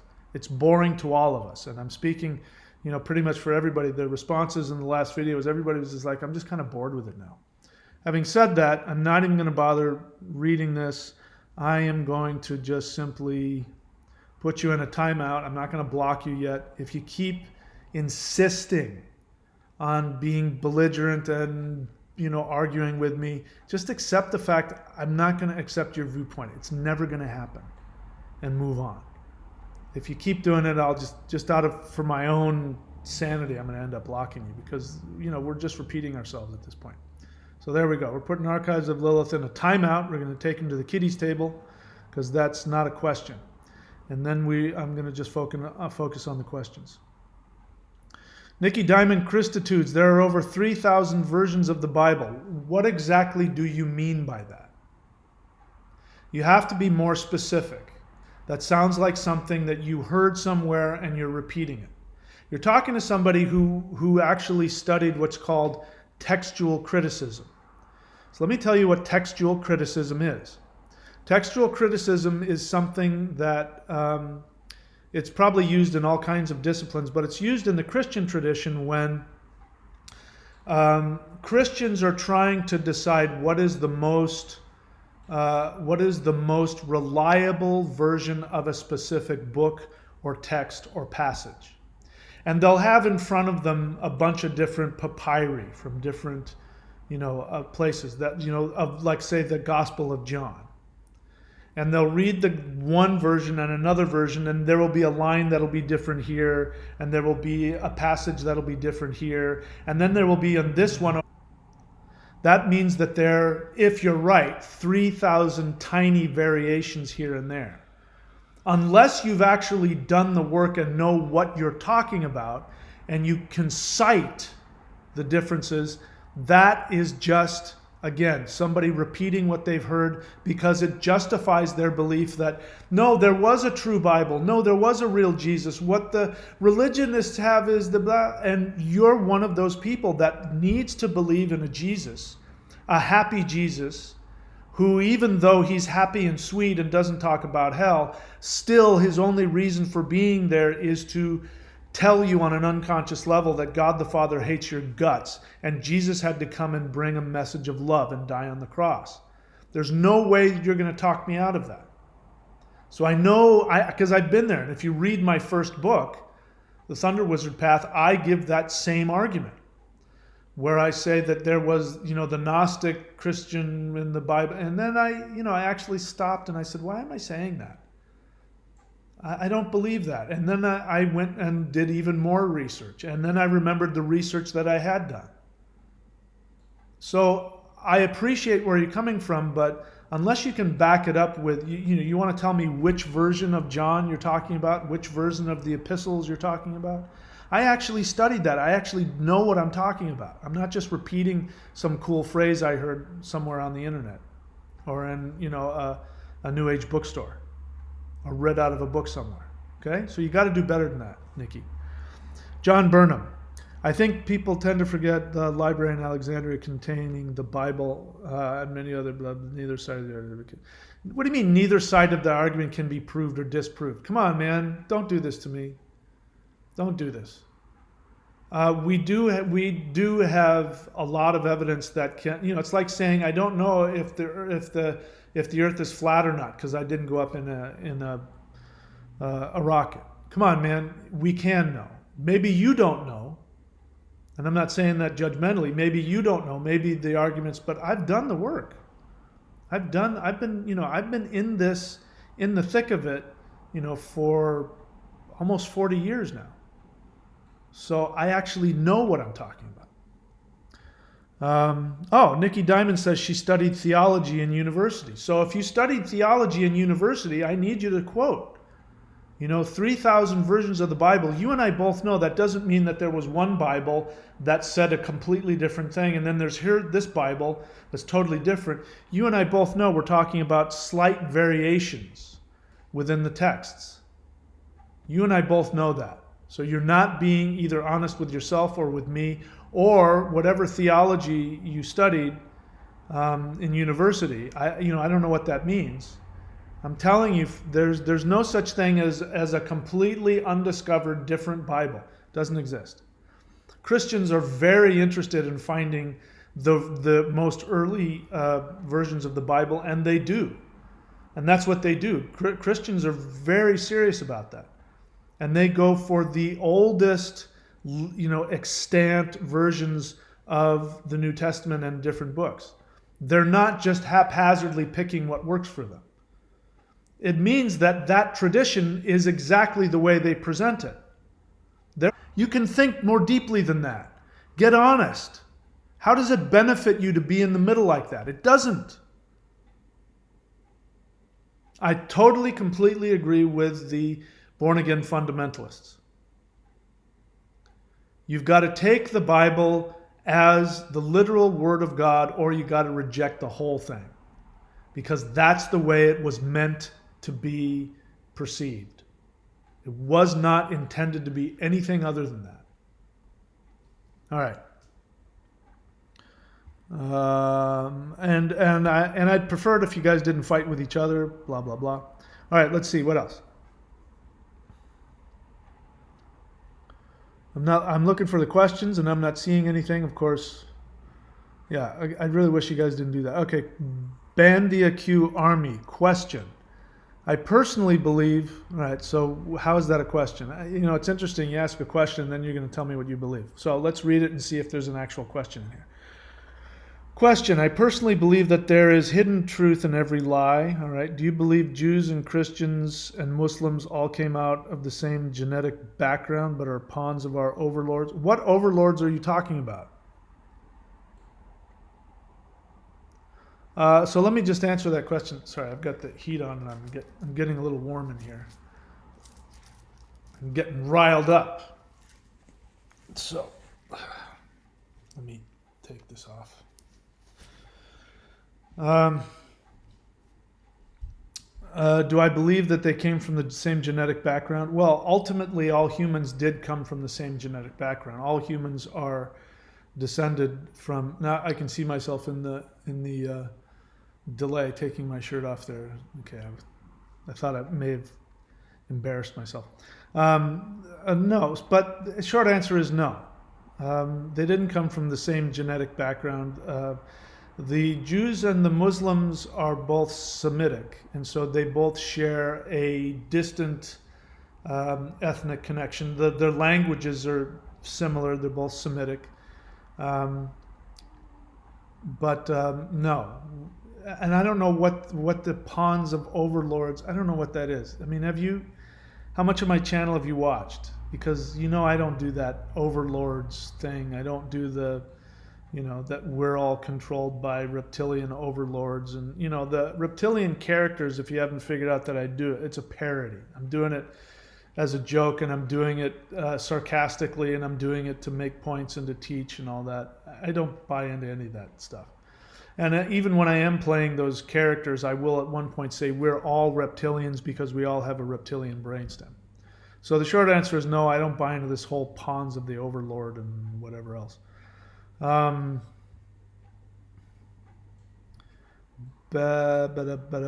else? Any other questions? Cujo Adrino, question. Who is more toxic, Jesus or spiritual wickedness in high places? What does that mean? That's a quote from the Bible. Spiritual wickedness in high places? That's a biblical phrase. That's like, that's what Jesus fights against. Why are you even bringing that up? What does that mean? Is that a serious question? If you believe both are toxic anyway, what's the difference? What do you mean? What are you talking about? And this is another runaway train. Who are you? Okay, you're responding to Cujo. All right, so never mind. You're not talking to me, runaway. All right, so I don't see any more questions. So you know the deal. If there aren't any questions, then I got to sell you stuff. So I'm going to refresh the page here. Just curious to see how many people are now watching. I at 27, I can go ahead and stop because I've got food I can eat and I've got stuff I can do. But if you guys want me to go ahead and finish and do all of this in one video, put on here that you want me to keep going. If I come back after this and you want me to keep going, I will. If not, I'll end it and we'll do a second one another time. But in the meantime, I'm going to do a little business here. We're going to get a friend here. By the way, in case you're listening to this, somebody said they were listening to something on headphones and I switched and I had my guest speaker come on. Bear in mind that somebody's going to come on screaming at the top of their lungs. So just be prepared for that in case you're falling asleep trying to listen to this. Let's see, where is he?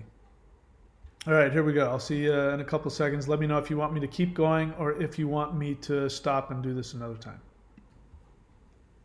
Hey there, pay attention. This is Arnold. I have a very important announcement. I am going to be running for President of the United States for 2020.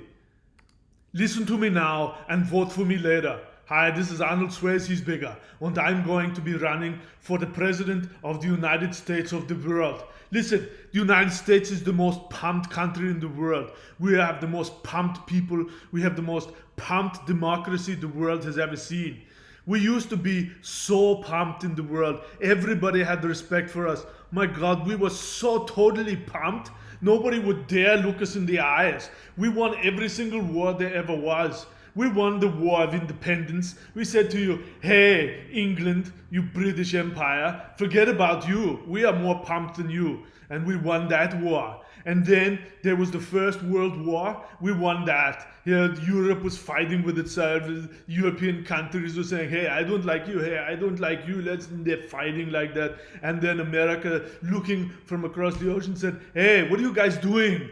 What's wrong with you? Come on, knock it off. And we came over there and we won that war. And then there was the Second World War. And it was all the same kind of things going on. Europe is fighting with each other and the Nazis are taking over all of Europe. And then they start bombing London. And we're watching. And then finally the Japanese come to us and they slap us in the face. And we go, hey, what's going on here? What's wrong with you guys? And we went to the whole world and we pumped and we flexed in front of the whole world. And we won that war too. But that's not what's happening anymore. The United States is not as pumped as it used to be. Nobody respects us like they used to before. Now we are old and flabby and out of shape. We put a big smile on our face and say, hey, we're the United States. Yeah, we're still pumped. But we got this guy running the whole country who thinks that he can just grab the whole world by the private parts. And the world is going, hey, you cannot grab me there anymore. I don't think you are pumped. And they're not listening to us. But I'm telling you now, and you are going to vote for me later, I'm going to come in there and I'm going to make the world a better place because I am going to pump up the United States one more time. And I know, yeah, they say, Arnold, you cannot be president. You were not born here. Hey, it doesn't matter if this guy who becomes the worst kind of idiot in the world goes around grabbing the world by its private parts. This guy can become president. I'm going to say, as Lord Pindar, ruler of the universe, I am going to say that I, Arnold Schwarzenegger, can become president if I decide to. So my new catchphrase is, make America pumped again. But in reality, we're going to make the world pumped again. And when I become president, I am going to legislate. The first thing that I do when I get into office, I'm going to sign the thing, I'm going to hold it up to the camera, and then everybody is required to go to ThunderWizard.com and they're going to subscribe. They're going to hit the bell button. They're going to subscribe to the YouTube channel.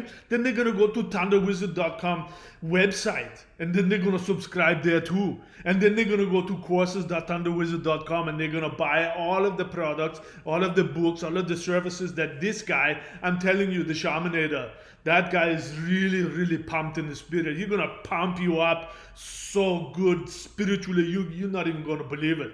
So that's it. Get ready, because here I come, world. The world is going to get pumped again, and there's nothing you can do about it. All right, I'll talk to you later.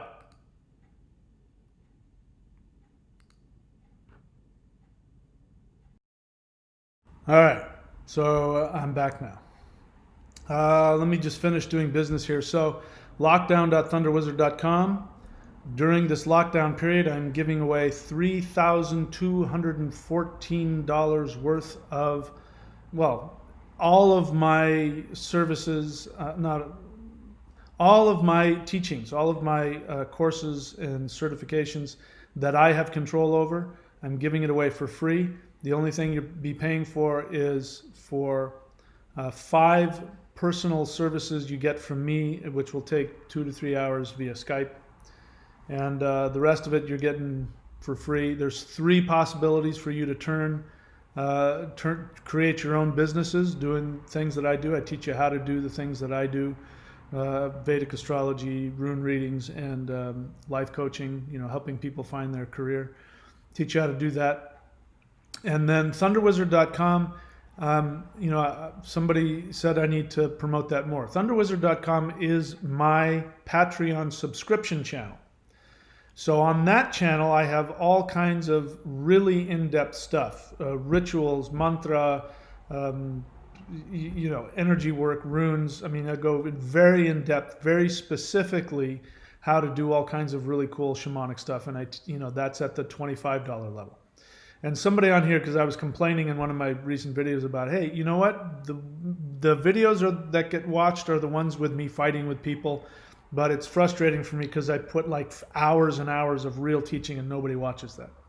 And somebody responded and said, no, we watch it, we appreciate it, that's why we share it with others, we just can't afford to subscribe. And I thanked that person and then I said, but really you can't afford $25 a month, because that's the entry level at ThunderWizard.com. Now, I personally don't care.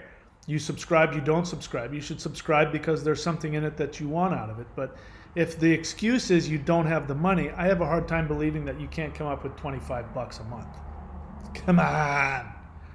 But having said that, if you don't want to subscribe, you don't have to make excuses. Just do whatever the hell you want to do. I don't care. But if you do want to support the channel, you go there. There's multiple ways. $25 a month gets you access to I don't know how many hundreds of hours of in-depth teaching on shamanism. Then there's the Manifestation Mastery course, and then you can subscribe at higher levels, which gets you working with me on a monthly or a bi-monthly basis. All right, so that's ThunderWizard. Then, of course, courses.thunderwizard.com, everything else, books, DVDs, stuff like that. And please subscribe and hit the bell button so that this channel will take off. All right, I've done all the business I need to do. Now, let's see. So, should I keep going? One person, two people says keep going. Is that enough? Eric Stoop asks a question. From what moment did the Semitic people stop being polytheists? Well, the Semitic people is big. I mean, there's not just, there's a lot of people that are Semitic. So I can't speak for all of them. I'm not an expert in that. I know that the Canonites, which turned out to be Israel, and by the time that Judea had become its own country and had separated from Samaria. There was Samaria and Judea. By the time they had separated, because first it was just Israel, by the time they had separated, they were still polytheists. And so I think it was 300 or something around there BC where the Judeans became monotheists. And so whenever it was, I don't know the exact time, whenever it was that Muhammad, successfully did his jihad and did his war to wipe out polytheism and, turn Arabia into monotheism, whatever date that is. Outside of that, I don't know what happened to the other Semitic peoples and when they became polytheist. But what ended up happening is that Islam spread, just like Christianity spread, and it took over, all of the surrounding people. So that's why you have Indo-European Muslims like in Iran, and you have Indo-European Muslims in Pakistan. The Pakistani Muslims used to be Hindus, and the Iranians used to be. They had their own form of monotheism, which was, what the hell was that called? Anyway, I can't remember the name of it. Zoroastrianism. So, anyway, I don't know the dates for all that. All right, I've got 1, 2, 3, 4 keep goings. All right, I'll keep going until I feel like stopping. My voice is starting to go on me, so let's see. Where am I? I'm going back to the channel comments. We're going to part 2 now. All right, so part 1. So part 2, number 11, point 11 of how many points does he have? This guy has 17 points. 17 points. He went and he chronicled each each place. Anyway, let's see here. Okay, so he shared with me and gave me a realization about why that whole passage in there about Jesus creating that deadly weapon and going in and those guys were just doing their job, man. I mean, I don't know that the money changers were evil people. They were allowed to do that. They'd obviously been allowed to do that for a while. I mean, this is what democracy is all about, that you go and you vote and you pass a law. And people could have gone to, if it's really that big of a deal, they could have gone to the Roman whomever and they could have said, hey, can we pass a law so that the money changers have to, or they could even, Romans probably said, you guys figure that out. And they could have gone into the Sanhedrin and had the Pharisees sit around and make a decree that the money, they could have done that. That's what normal people do. Going in there and committing potential violence, potential deadly violence. Somebody that's been doing that forever because that's their job. I mean, that's horrible. There's nothing Christian about that. I find that really interesting that that's in there in the Bible. All right, so number 12, 30 minutes, 39 seconds into that other video, he says, again, ThunderWizard rants about how the commenter's comment is a waste of time because ThunderWizard claims, parentheses, authoritatively based on false information I dispelled with the first point. No, you didn't dispel anything. You made a claim and you didn't back it up. Put a link. I don't like links. By the way, everybody who leaves comments, don't leave links in your comments. Those goes directly into the spam folder and I delete them. It's because I want people to stay on my channel. I want you to stay on my channel and watch my videos. I'm not going to promote somebody else's channel. You can think however you want to think about that. But every now and then if I say leave me a link, it's because I'm willing to see it. So if you can leave a link that's not to a Christian, quote, historian, saying that Nazareth was founded sometime before Jesus' birth. You can send me multiple links. I'll look at them. I'm not going to guarantee that I'll respect it, but I'll look at them. And you won't. The links that you're going to find saying that Nazareth existed before Jesus, if you look underneath of where it came from, it's some Christian, quote, historian who's trying to find reasons to back up Jesus. 34:25 into the video. ThunderWizard says, quote, talking about chasing people out of the temple has nothing to do with Jesus, especially if you don't know what Jesus was about. All right. So I've since now, because he actually quoted it, I've since gone over that, so I'm not going to talk about that because I've changed my mind. So it doesn't matter what he says there. 36:42. ThunderWizard says, take all of the Bible or take none of it. Yep. I've already talked about that. I'm not going to repeat myself.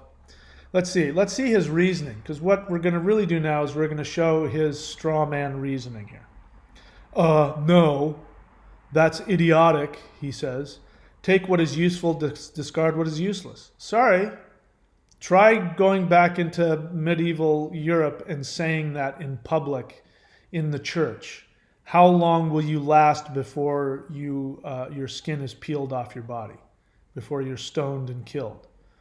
That never was the original intention. You can do that now if you want. You have the freedom to do it now, but it just shows that you don't respect or understand what that is. The Bible isn't anything else. Just because you don't like it, just because you choose to do that, doesn't mean that that's how it was intended. And it doesn't also take away from my belief that the reason you do that is because on an unconscious level, well, on a conscious level, you really don't have as much information about where this is coming from, which is why I'm trying to school you guys on that, so you can know where all the context of where all this stuff came from. And then you will have better understandings to look at your reasons for believing or disbelieving something. But it also shows that you don't understand, that you on an unconscious level are equating Jesus with Lao Tzu and with Buddha, and that shows that on an unconscious level, you're diluting your own, whatever your spirituality is. I absolutely agree. Pick one, because it will help you. If you want to follow Lao Tzu, you want to follow Confucius, you want to follow Buddha, you want to follow, the Bhagavad Gita, great. Understand that those are completely different religions and completely different contexts, and you can mix and match some stuff within them. Like you can mix and match Hindu and Buddhism and Taoism, not completely, but you've got a much easier level playing field to do that. And Norse mythology, definitely. Norse mythology and Hinduism and Vedic Hinduism for sure you can mix together because they're the same, they come from the same roots. You can't do that. You don't understand that Christianity was an absolutely revolutionary religion. It even claims to be a revolution. It even says that this is a revolution, that we're not like those other religions, that we are something different. This is the one true religion. If you can't see that you can't make that distinction, It means that on an unconscious level, you're really quite confused. And I'm no different than you. I was the same. That's why I'm so vociferous about this. Take all the Bible or take none of it. Oh, no, that's idiotic. Take what is useful, discard what is useless. If martial arts, this isn't martial arts. If martial arts only stuck to their dogmatic beliefs in a single system, so this is a guy who's going to take the MMA viewpoint. So let me, as a martial artist, again, you're obviously not one on my channel because you would know that I am a traditional martial artist in a Taoist esoteric Kung Fu practice. One of my best friends is a guy who spent his whole life in martial arts. He started in Shotokan karate and he moved his way up through Wing Chun and then Thai boxing and then judo and then wrestling. And now he's a 5th degree black belt in Machado Jiu-Jitsu. If you know anything about that, that's a big fucking deal. And he goes all over the world. He's a world-renowned expert in MMA and especially in Jiu-Jitsu. And he trains guys for the octagon. Now, he and I will both sit down and tell you that, if you want to train in MMA, train in MMA. But you can't just simply jump from one martial art to another. If you do, you're going to get your ass kicked. People, when they come and train with me, they want to take this attitude that this guy thinks he knows about with martial arts, and they want to say, oh, I trained in this, and that's sort of like that. And I have to say, no.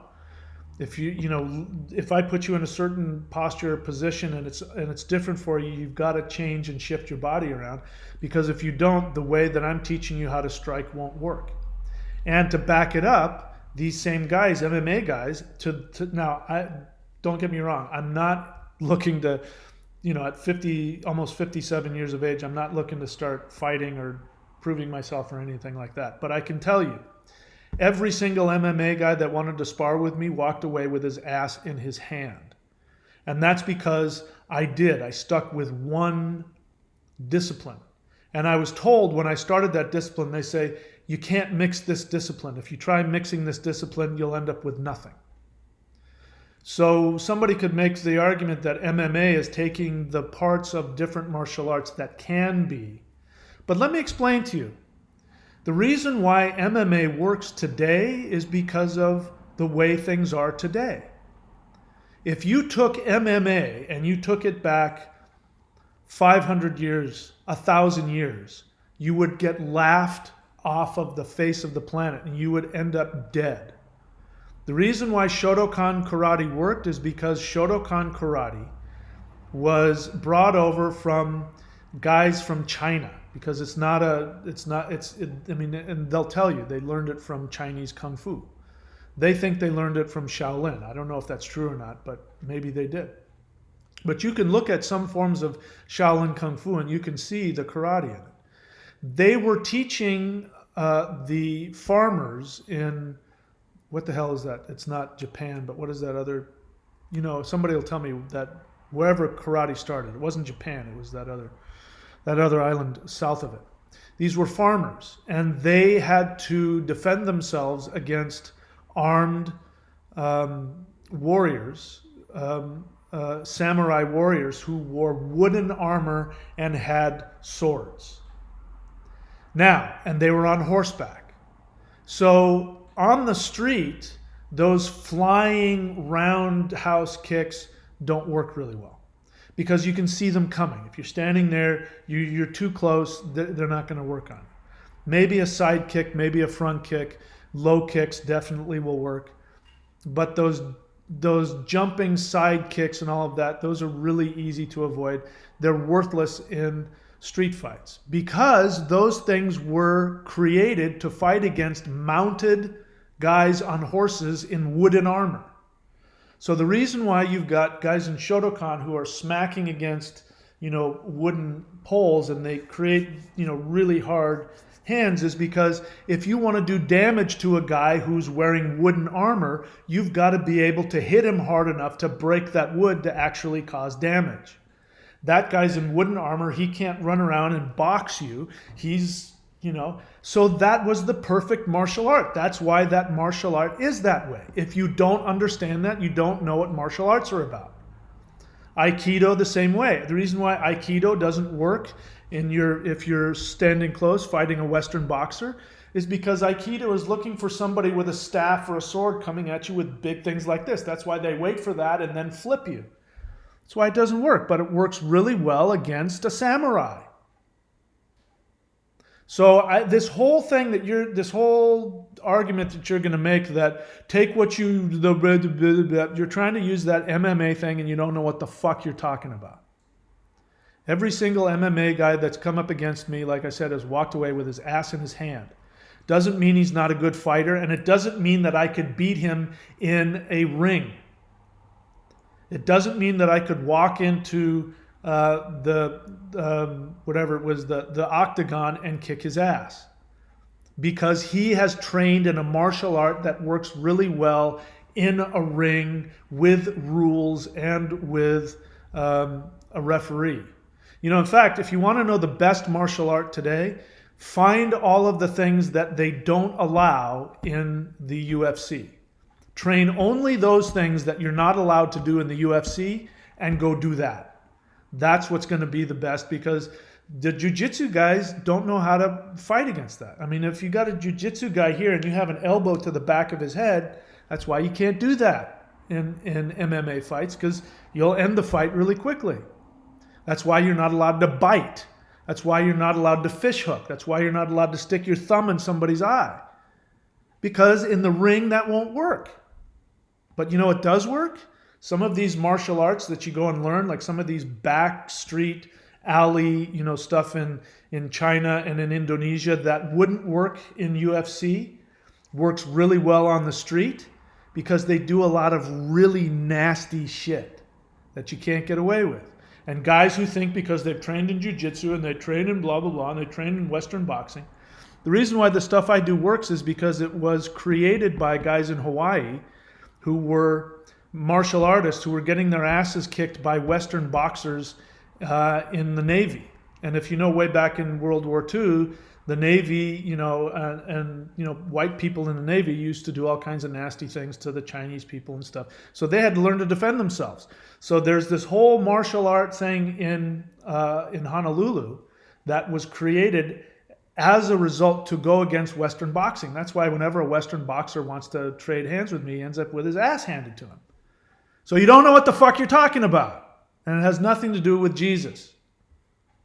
And you thinking that you're using this argument to prove me and show me wrong by using something else, I'm just going to show you what an idiot you are. I don't really mean that. I don't think you're an idiot. This is just what I do. This is just my shtick. But it does mean that, again, you're not sticking to the subject matter. Take all of the Bible or take none of it, trying to make the argument that MMA is better than karate, and therefore, I can take from Hinduism and Buddhism and this and that and the Bible, and I can put together whatever mishmash I want. Yeah, you can do that. But you're going to have as much success with that as the MMA guy who hasn't really learned about any other martial arts and goes somewhere else in the world thinking he's going to get, kick somebody's ass, and they're, those guys in Indonesia are going to fucking stick a knife in his gut and pull his heart out. You can't use that. It's cheap. It shows that you don't know what you're talking about. All right? Whether or not Jesus existed is 100% irrelevant as to whether or not we can learn lessons from his character. You're right. I've already told you that I can pick and choose too. So if you want to pick and choose all the good things, I can pick and choose all the stuff that makes no sense. Like the guy who came to die for your sins is going to go and create a deadly weapon and beat the crap, potentially put some guy in hospital or take the eye out of some guy who's just doing his job. What does that say about the guy? If you don't want to believe that Jesus was real and was the Son of God, and you want to use the New Testament as a way of saying that, whether or not he exists doesn't mean anything, then I have all that much right to take all of the far more, like if you want to take all the stuff you like about Jesus and compare it to all the stuff that either doesn't make sense or is downright abusive, you're going to have like a 70 to 30 ratio, and I'm being conservative. 70% of the stuff that Jesus supposedly said is really destructive and harmful. The fact that you don't want to listen to it or read it correctly is not my problem. It just shows you have an unconscious connection and attachment to believing in a really toxic religion. All right, let's see what else.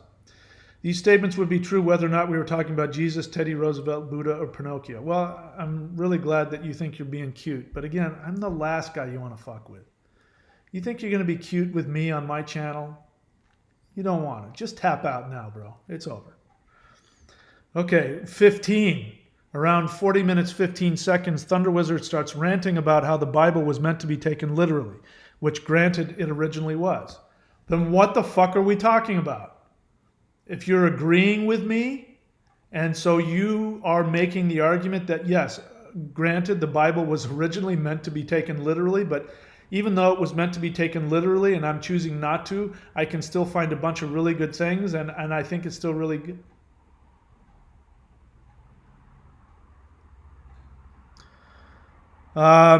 Which is why Jesus was an unconscious asshole. Well, that's right. It's really the only valid point he makes regarding Jesus in this entire 15-minute video, in your opinion. And even this is not without peril. In order to conclude Jesus was an unconscious asshole based on the Bible's original intent to be literal, and Jesus' claim that he is the direct literal Son of God, and that none may come to the Father but through him, you must completely disregard everything else Jesus... No, you don't.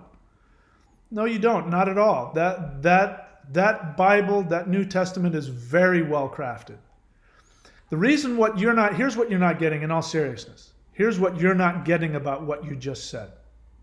What you just said without realizing it is that the New Testament is expertly crafted to hypnotize you into believing that you're worshiping a God of love, when in reality, it's covering over the base assumption, which is that you are a worthless piece of crap and you are worthy of death.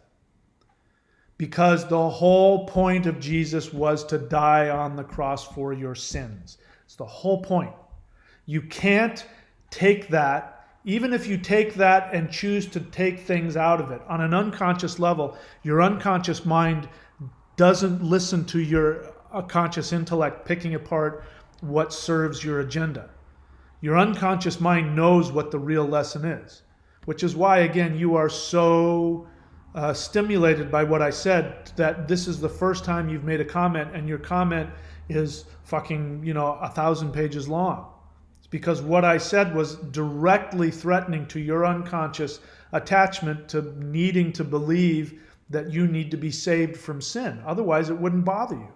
Because if it didn't bother you, you would say, I don't see it that way. I mean, I just take what I want and I don't use the rest of it. And then you wouldn't have an emotional reaction. It wouldn't be a big deal. You wouldn't have to need to take me to school, man. You'd be totally okay with it. The fact that you need to take me to school to this degree and make all these straw man arguments means that whatever I said was really threatening to your unconscious attachment to, on an unconscious level, whatever you're connected to the Jesus narrative about. Prove me wrong. Just give up and go somewhere else. If you give up and go somewhere else, then I'll believe that it doesn't matter to you. Let's see what else. Now he's going to throw Muslims in there. Let's see what else.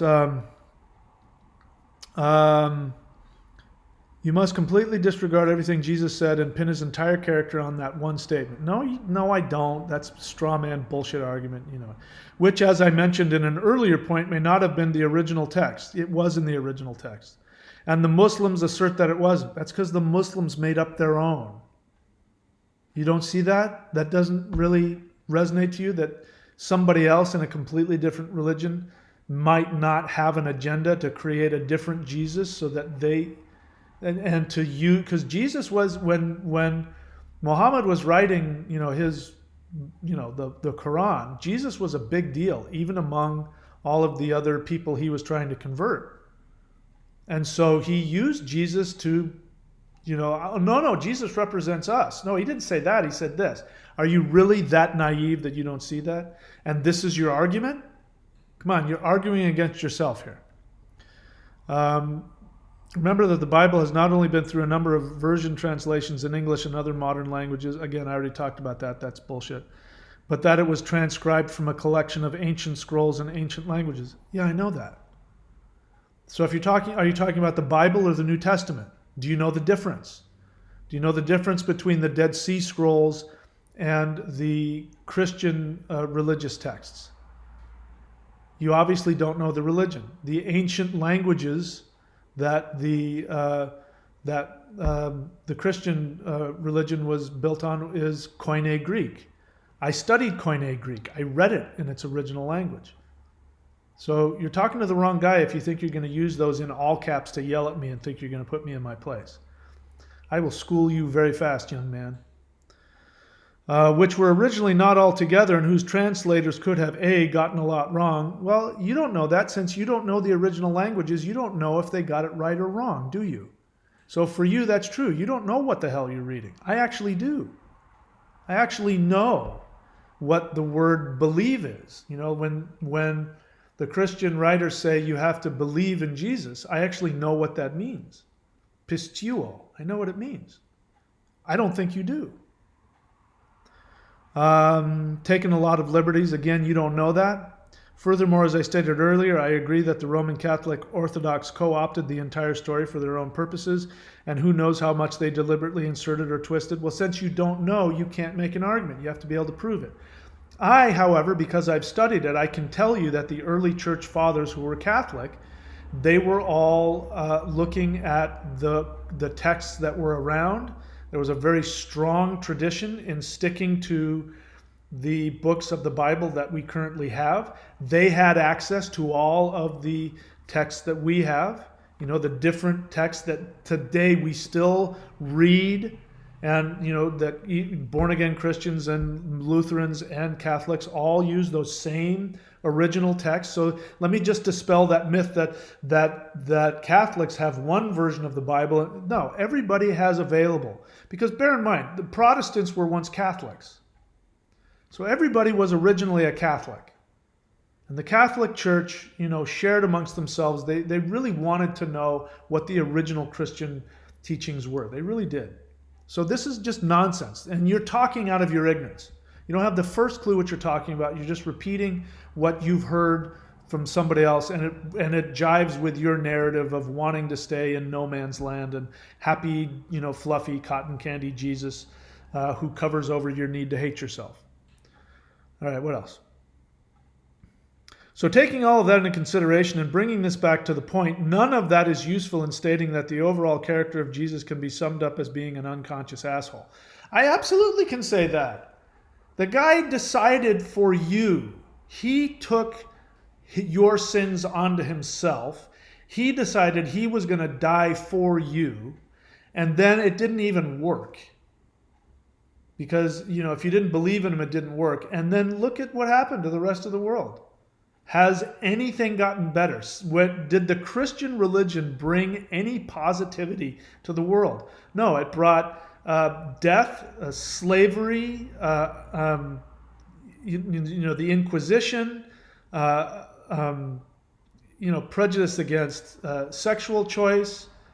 You know, the people, when people went to the New World, they used the Bible to justify it. That's because that works. The Bible works to do that. Yeah, we could say, well, they've put their twist on it, but it works. It's really well crafted to be able to be used to control and minimize and disempower other people, disenfranchise other people. We're bringing civilization to the world. That's what the Romans said when they conquered Europe. And what the Christians said is we're bringing the light of the gospel. They used the same thing. That's because the Romans used it because they've made it up, because it works. Sorry that you can't see that. It means you've just been duped by, you know, the whole psyop of the Bible was to do this to you, this exact thing. To make you eat the tasty cotton candy while underneath they're going inside and pulling out your guts. You've bought into the Kool-Aid, my friend. You drank it. Jesus was if he existed, which of course he didn't. But the character of Jesus is an unconscious, codependent, controlling, opinionated asshole who doesn't know his own, how to leave people alone. He goes and tells people, go in all the world and shove this down their throat. He goes and Christians, remember the guy who went to the those islands in the, off the coast of India, and end up getting killed by the natives because they hadn't been contacted and he was going to shove Jesus down their throat and they killed him. He's just a codependent asshole. He's just this unconscious asshole that doesn't let you have your own life. But like a good codependent, he says, no, I'm coming here to help you. This is for your own good. No, just shh. Just total codependent, controlling, lack of boundaries, garbage. So now he's going to attack me personally. Here we go, because I can just see it coming here. Let's see here, whatever.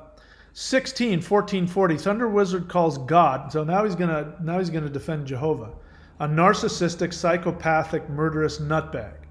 Thank you for quoting me, because that is something I would say. Narcissistic, psychopathic, murderous nutbag, unquote. And that Jesus was his victim. That's true. Do you not know the Gospels? Jesus is the sacrifice. He is the Lamb of God. He's called the Lamb of God because they used to sacrifice lambs to Jehovah. They used to cut their throat. Jesus makes it very clear he is God's victim, and it's his blood that covers over your sins. I'm sorry that you didn't get that, but maybe you should look at the Bible or the New Testament a little more clearly, because that's the person you supposedly want to use as your guide. Who does that? Any teacher that comes along and talks like that doesn't empower you to find out for yourself, why would you want to follow that guy? That's why the book that I've written, Odin Says Jesus Was a Coward, that's why Odin said that. Again, I don't know if, I can't prove that Odin said that to me. I'm okay if he didn't. But it really resonates. Odin says Jesus was a coward. Why would you sacrifice yourself for somebody else? Let them earn their own enlightenment. Look what has happened to the world since people let Jesus do the work for them. Nobody believes in anything. Nobody respects anything.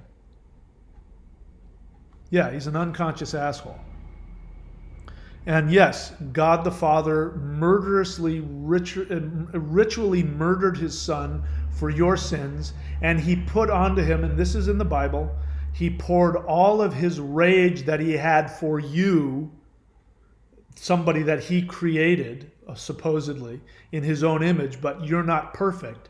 And that pissed him off so much, he can't tolerate your imperfections to such a degree that he had to take his rage out on his son and then cover you with his blood, so that when he looks at you, he sees the blood, and the blood pacifies his rage. I'm not making that up. That's the New Testament. It's not my problem if you haven't read that. If you want to take all that out of the New Testament and pick the other 10% where Jesus says something nice and sweet, go right ahead. You can do whatever the hell you want with it. Doesn't mean that I'm going to think it's good, and it doesn't mean that I'm not going to stop making videos just because you are threatened by that. That's your problem, not mine. I hope you can listen and apply it to yourself. I don't think you will, because obviously you've targeted me and now I'm targeting you, but I hope everybody else who can relate to this guy will be able to do that. All right, let's see. But without getting into the arguments around God, that still says nothing of Jesus being... Of course it does. Jesus was God the Father's messenger. He was his agent. Of course, it says everything about him. Who you represent, he said, I and the Father are one. Come on, dude. You say you know the Bible? That's one of Jesus's big thing. I and the Father are one. If Jehovah is a narcissistic, psychopathic, murderous nutbag, what does that say about Jesus when he says, I and my Father are one? 17. Once again, ThunderWizard projecting his own beliefs. Again, projection is unconscious. Stating my beliefs is not an unconscious thing. It takes consciousness to state your beliefs. Unconscious projections is something else. I don't think you know what unconscious projection means. Yes, I am giving my own beliefs and opinions onto the character. What do you want me to give somebody else's opinions and beliefs? What good am I? Who gives a crap? Somebody else has already said it. I think I have a unique point of view that I think will benefit people. So yeah, I'm going to give you my opinions. Sorry if that's a problem for you. Again, there's plenty of other channels. You can go watch those. 17. So at the end, he takes his ball of inaccuracies, misunderstandings, hypocrisy. Again, what am I doing that's hypocritical? Hypocritical would be as if I was saying crappy things about Jesus, but then going to Mass on Sunday. That would make me a hypocrite. There's nothing hypocritical about what I'm doing. And projections as his ammo to state that thinking Jesus has anything of value is a virus and to get rid of it. All of what he said is 100% the satanic agenda. There we go. Finally, the truth comes out. So all of this, you're not going to make any arguments against Jesus. So you lied to us. You didn't say it. Now I remember your exact words. Let's go back to your exact words so we can now show your Christian lie. You're a lying Christian. We'll see if I'm right about that or not. To the best of my recollection, this is his first statement, to the best of my recollection, I have never commented on a YouTube video, and I've been using this platform since years before it was bought by Google. So this is a historic moment. Hey, ThunderWizard and readers, I'm about to destroy this evidence piece by piece, or blah, blah, blah, blah, blah. I make no argument regarding the existence of Jesus. So you are presenting yourself as somebody who doesn't have a belief. You were lying to us. You were purposefully manipulating us to think that you were, like most of the people on here, open-minded and don't have a strong opinion one way or another. You were lying and manipulating us by making us believe that you were just some guy who didn't know whether Jesus existed. Now, you didn't say that, but you definitely inferred that and allowed people to infer that. And you could come back and say, I never said I didn't believe in Jesus. I only said I make no argument. So now we know you're a Christian. Now we know why you're so upset. You're so full of shit. You Christian. Talk about hypocrisy. Talk about hypocrisy. You're sitting here, coming at me and saying that I'm not being honest and I'm being manipulative. And here you are pretending to be this neutral party. Take what you leave and throw it out. And here you are, you're a Christian. How do I know that? Because a non-Christian does not accuse somebody of having a satanic agenda. So at the end, he takes all his ball of inaccuracies, misunderstandings, hypocrisy, and projections as his ammo to state that thinking Jesus has anything of value is a virus and to get rid of it. And all of what he said is 100% the satanic agenda. Hate God, hate Jesus, and the devil's eye. Well, actually, if you watch my channel, you'll find out that I don't say the devil's eye. What I say is that Satanists, atheists, and agnostics and Christians all have the same unconscious belief, meaning that in order to become a Satanist, you have to believe in Jesus. Because if you didn't believe in Jesus, there's no reason to become a Satanist to rebel. And Satanists are rebelling against Jehovah. They can say, I don't believe in Jehovah. But if that's the case, the only place you find Satan is in the Christian Bible. You don't find him anywhere else. There's no other religion, or few other religions that have this idea that there's this one bad guy and one good guy. So I actually don't think the devil's all right. I think the devil's ridiculous, and believing in the devil and worshiping the devil is actually a backhanded compliment and an unconscious acceptance of Jehovah. You're just in denial. I'm not in denial, and I think the devil is as ridiculous as Jesus. The devil is at best has been hijacked from the crazy wisdom teacher, which has nothing to do with devils and hell and torment and any of that other garbage. I know ThunderWizard identifies as so now he's going to attack me personally. So he's not going to, now he's going to stop attacking what I'm saying, and now he's going to come at me personally. I know ThunderWizard identifies as a magus, quote, wizard, not a Satanist, but that doesn't mean he's any different from them in any meaningful way. Said the hypocritical Christian who won't come out and be honest about who and what he is. Bonus. Oh, we get a bonus. This entire premise is bogus because ThunderWizard is looking back with knowledge we've gained over thousands of years since Jesus. How does that make it bogus? You just made an argument for me. Let's read that again. Did I read that right? This entire premise is bogus because ThunderWizard is looking back with knowledge we've gained over thousands of years since Jesus, and we have the internet, and Jesus had to learn everything directly from teachers. What does that have to do with anything? Assuming he lived and so are you saying that he learned from God or that he learned from teachers? And how does that make me wrong? So what? A lot of people learn from other teachers. That doesn't mean they're not unconscious assholes. What the fuck is this? What does this mean? Jesus had to learn everything directly from teachers' experience and contemplation, but put ThunderWizard with his own mind in the same time setting and see how much wisdom he would have regurgitated, let alone developed independently. What the fuck does that mean? Obviously, I'm not at that time.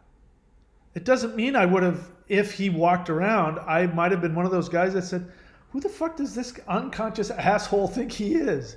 Telling me that he's the son of God and I've got to, who the fuck is this guy? How do you know that wouldn't have been my response back then? It has nothing to do with that.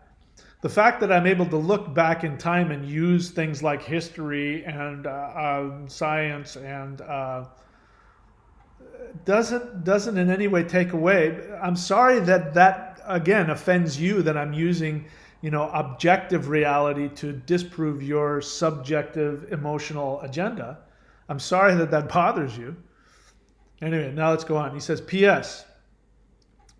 Now we see, here it is. This last one is going to prove it. It's going to clinch it. All right, are you eating your popcorn? Are you ready? Here it comes. P.S. I'm not a Christian, but I was raised as a fundamentalist Protestant and have been researching, debating, and studying theologies, philosophies, the occult, and given extra attention to the fascinating philosophies of Satanism for 22 years now. Woo! Thank you for now did you hear? I hadn't read that last part. What did I just got through saying? I got through saying that Satanists are unconscious Christians. I got through saying that those who live in the quote occult and live in the the New Age here are unconscious Christians, that on an unconscious level. And all he did now is just say to me that he was born and raised a fundamentalist Protestant, which means just like me, his unconscious was programmed to believe that. The difference is that I am regurgitating to you and I've become conscious of all that garbage and I'm showing it to you. He hasn't become conscious of his, which is why, as a non-Christian occult Satanist, why he felt the need to defend Jesus. Do you see the irony here? Is it lost on you? It's not lost on me.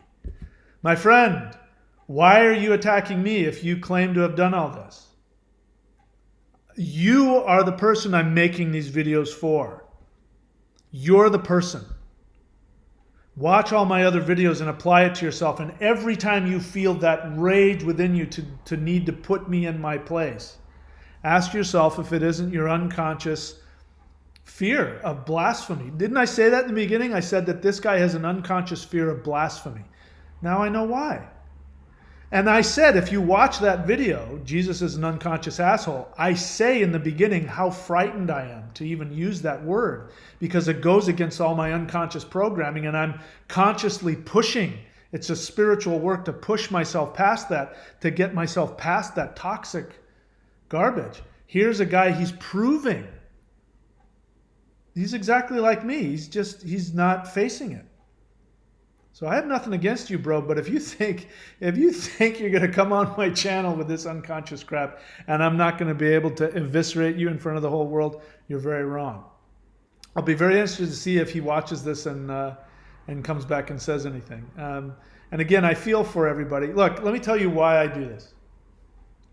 I struggled with this a lot. This is my knee-jerk reaction is to come at what I perceive to be unconsciousness, to come at it like this. And I really struggled with it because I know it's no fun to be on the other end of it. And I don't like being on the other end of somebody's scathing, hot knife of, awareness. I don't like it.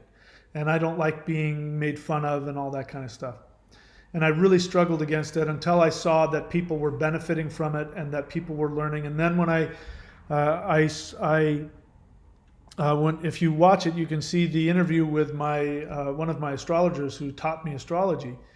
that he sees in my chart that the Aruda, which is the reflection of my career, meaning how people are going to see me, is they're going to see me as that guy who fights with his detractors.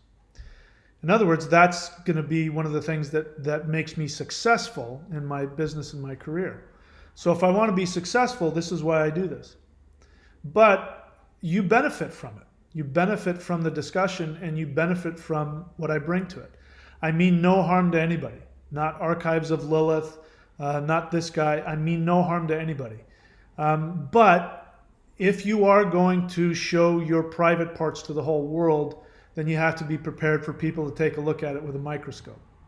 And if you're going to make huge books like this on the internet and you're not willing to have it analyzed, that's the other thing about putting things in writing. Once you put things in writing, people can really go off on it. And anyway, it's my channel. I do whatever the hell I want. You don't have to like that either. All right. So then he goes on to say, if anyone wants to know some actual historicity, I don't even know if that's a right word or not. I think it is. If anyone wants to know some actual historicity, I would have said if you want to know some accurate historical knowledge, that's kind of lazy. Actual historicity, doesn't that not sound like a very? It doesn't sound. That's not good. It's not good writing. If anyone wants to know some actual historicity of the man, quote, Jesus of Nazareth, unquote, and learn some theories. Who gives a shit about theories? Some theories based on what life was factually like at the time, I suggest reading a book, Zealot, by Reza Aslan, who did decades of specific and thorough research on the matter. I have no idea. Maybe he's right. Maybe he's not. I don't know what Reza Aslan's agenda was. Anybody can write a book. I've written a book. I could say if you want to know some actual historical background about not only Jesus of Nazareth, but the entire Abrahamic religion, you can go to courses.thunderwizard.com and buy the book Odin Says Jesus Was a Coward.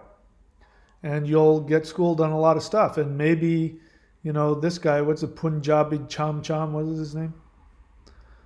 Bun Bujin. Maybe Bun Bujin can read it himself, and then he can write some more things about what he says I got wrong. But hey, pal, listen, there's no way that you're going to make me believe that you don't have a really strong emotional agenda here. And that your interest in interacting with me is not to know the truth. Your interaction is to protect something that I obviously threaten. Because if you really weren't that attached to it, you would have gone, I don't agree with that, and you would have moved on to the next thing. So anyway, I'm done eviscerating that guy, and I fulfilled my 10th house Aruda. Let's take a look and see if there are any questions. I sure am getting tired, but let's take a look and see here. I've got to go back in time, which means I scroll back up here. All right, what else? Bandia Q Army question. Nope, I already looked at that. Cujo, nope, I looked at that. Eric Stoop question, nope, I looked at that already. Eric Stoop question, is there a bit of Fenrir in crony capitalism? No. Tells me something about you, but no, Fenrir represents your deepest unconscious instincts and drives. And Fenrir, he grew so big, his mouth grew so big that the gods feared he would swallow the universe. So it means that your self-destructive tendencies at your basest level has the potential of destroying you, swallowing your whole self. And that's why Tyr, who represents the highest awareness, is the one who offers his sword hand into Fenrir's mouth. So, I mean, you're stretching there. Crony capitalism. Who gives a shit about crony capitalism? There's always been, corrupt people. I mean, you go to any tribal scenario, even if they don't have money, there's going to be somebody in there trying to get something over on somebody. So get rid of the crony capitalism thing. It doesn't serve you. Somebody, Bragi. Bragi drops down 99 cents. Thank you, sir. With that, I can almost buy a coffee, even though I don't drink coffee. Cujo Adreno question, what about the lockdown package? When does the sale end? It ends right now. For you, because you asked that question, you can't get it after today.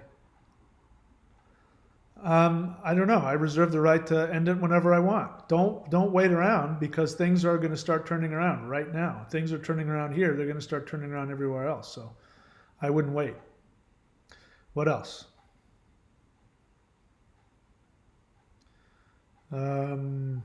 Let's see. Broken Heart Wolf cursed, and that's why YouTube hit it, but I'll show it because he says, Broken Heart Wolf, Sifu, thank you, Okinawa. That was, yeah. So karate was invented, or was not invented, but was finalized in Okinawa based on other Chinese martial arts. Y'all better know ThunderWizard knows his stuff, so fuck off, you trolls.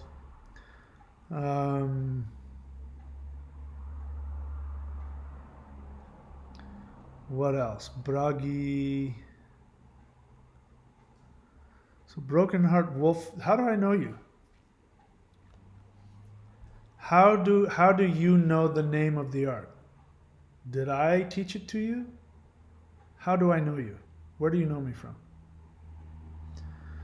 Let's see, what else? Cujo Adreno question, who beats a prime Mike Tyson firing on all cylinders? I don't know. I have no idea. No way for us to know, is there? By the way, Bruce Lee got his ass kicked multiple times. You just never heard about it.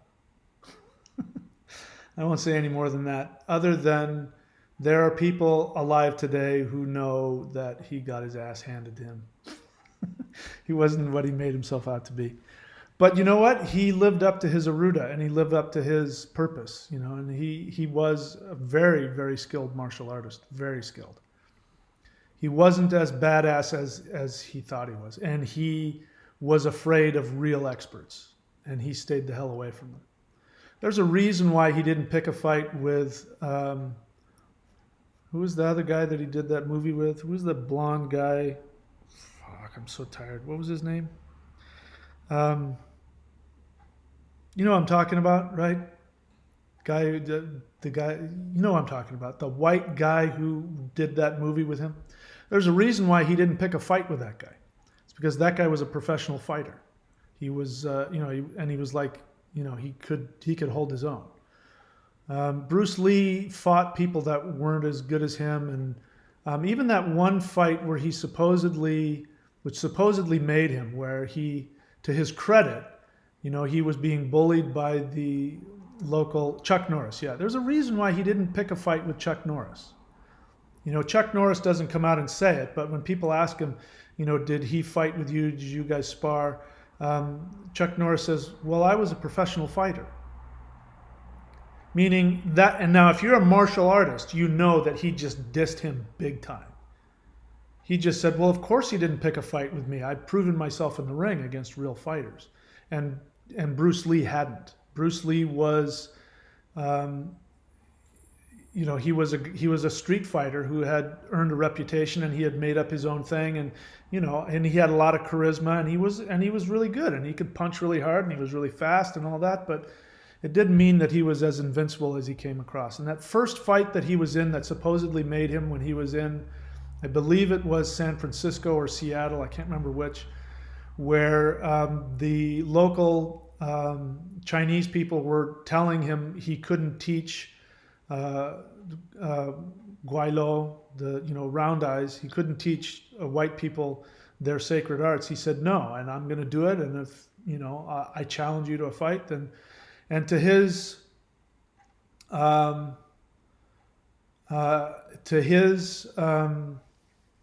credit, he stood up for that. Now, you hear different versions. You hear about he, kicked the guy's ass in 7 seconds and ran him around the street. You hear another version where they just both, it took him a long time and it was a draw. And that's when Bruce Lee decided he had to, come up with whatever, the thing that he says he came up with, which I still don't understand what the point of it was. his philosophy, which isn't a martial art. You know, people who say they practice that martial art, what is that called? Jeet Kune Do. Jeet Kune Do isn't a martial art. It's just a philosophy. It doesn't mean anything. I don't know why people say I follow Jeet Kune Do. It's like saying, I don't know. But then there are other versions that say that that other guy that he fought could have killed him. And, you know, when it got to the point where they were just duking it out and he knew that if he wanted to end the fight, he could have just, you know, the only way to take Bruce Lee out would have been to give him, you know, a death blow. And he decided not to do that. What is true about that, I don't know. But I do know for a fact he got his ass kicked and handed to him more than once. Cujo Adreno question, is Tauga training included in the lockdown package? No, that's only taught in person, only by invitation. I am currently not teaching that. The only way to teach that is I would only teach that in person to somebody who was going to be here for years. And again, Brokehart Wolf, how do I know you? How do I know you? How do you know me? Honored, you still follow Tauga. So who are you? Why do you know that? I used to teach people who would come to me for lessons but I stopped doing that because ultimately it doesn't last. You got to be in class for a long time. You got to be in class for years. You got to be training in years and training against other people and learning how to really, you know, work the energy for years before you can go off on your own. It's not something that you can learn in a short period of time. Monsters, Myth, and Mystery says historicity is a real word, but he used it incorrectly. Yeah, that was my feeling too, that it was like, yeah, that's just not word used right there. Frere is in capitalism. Well, of course he is. Frere is in capitalism. Oh, sorry. I thought you were saying something else. Bruce Lee was tiny. That doesn't mean anything. Tiny guys, you know, sometimes you don't want to mess. You know, in fact, there have been times where, you know, well, let me put it this way. When I was a kid, before like the age of 14 or 15, I mean, I was a late bloomer. So now I'm average height, probably a little shorter than average. And as you can tell, I'm not skinny. I'm about 200 pounds. But when I was a kid in elementary school and junior high, I was the shortest kid in school. I was the tiniest kid. Every now and then there'd be one kid that was maybe a little bit shorter than me, but I was always the shortest, tiniest kid, and I got picked on all the time.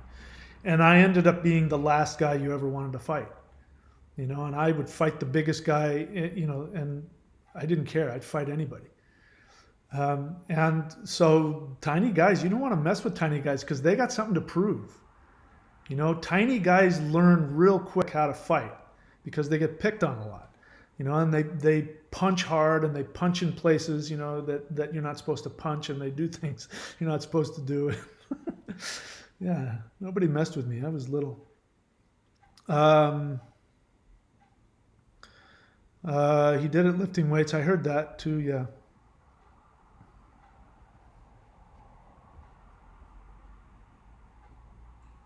All right, that's it. So I still haven't found out who Brokehart Wolf is.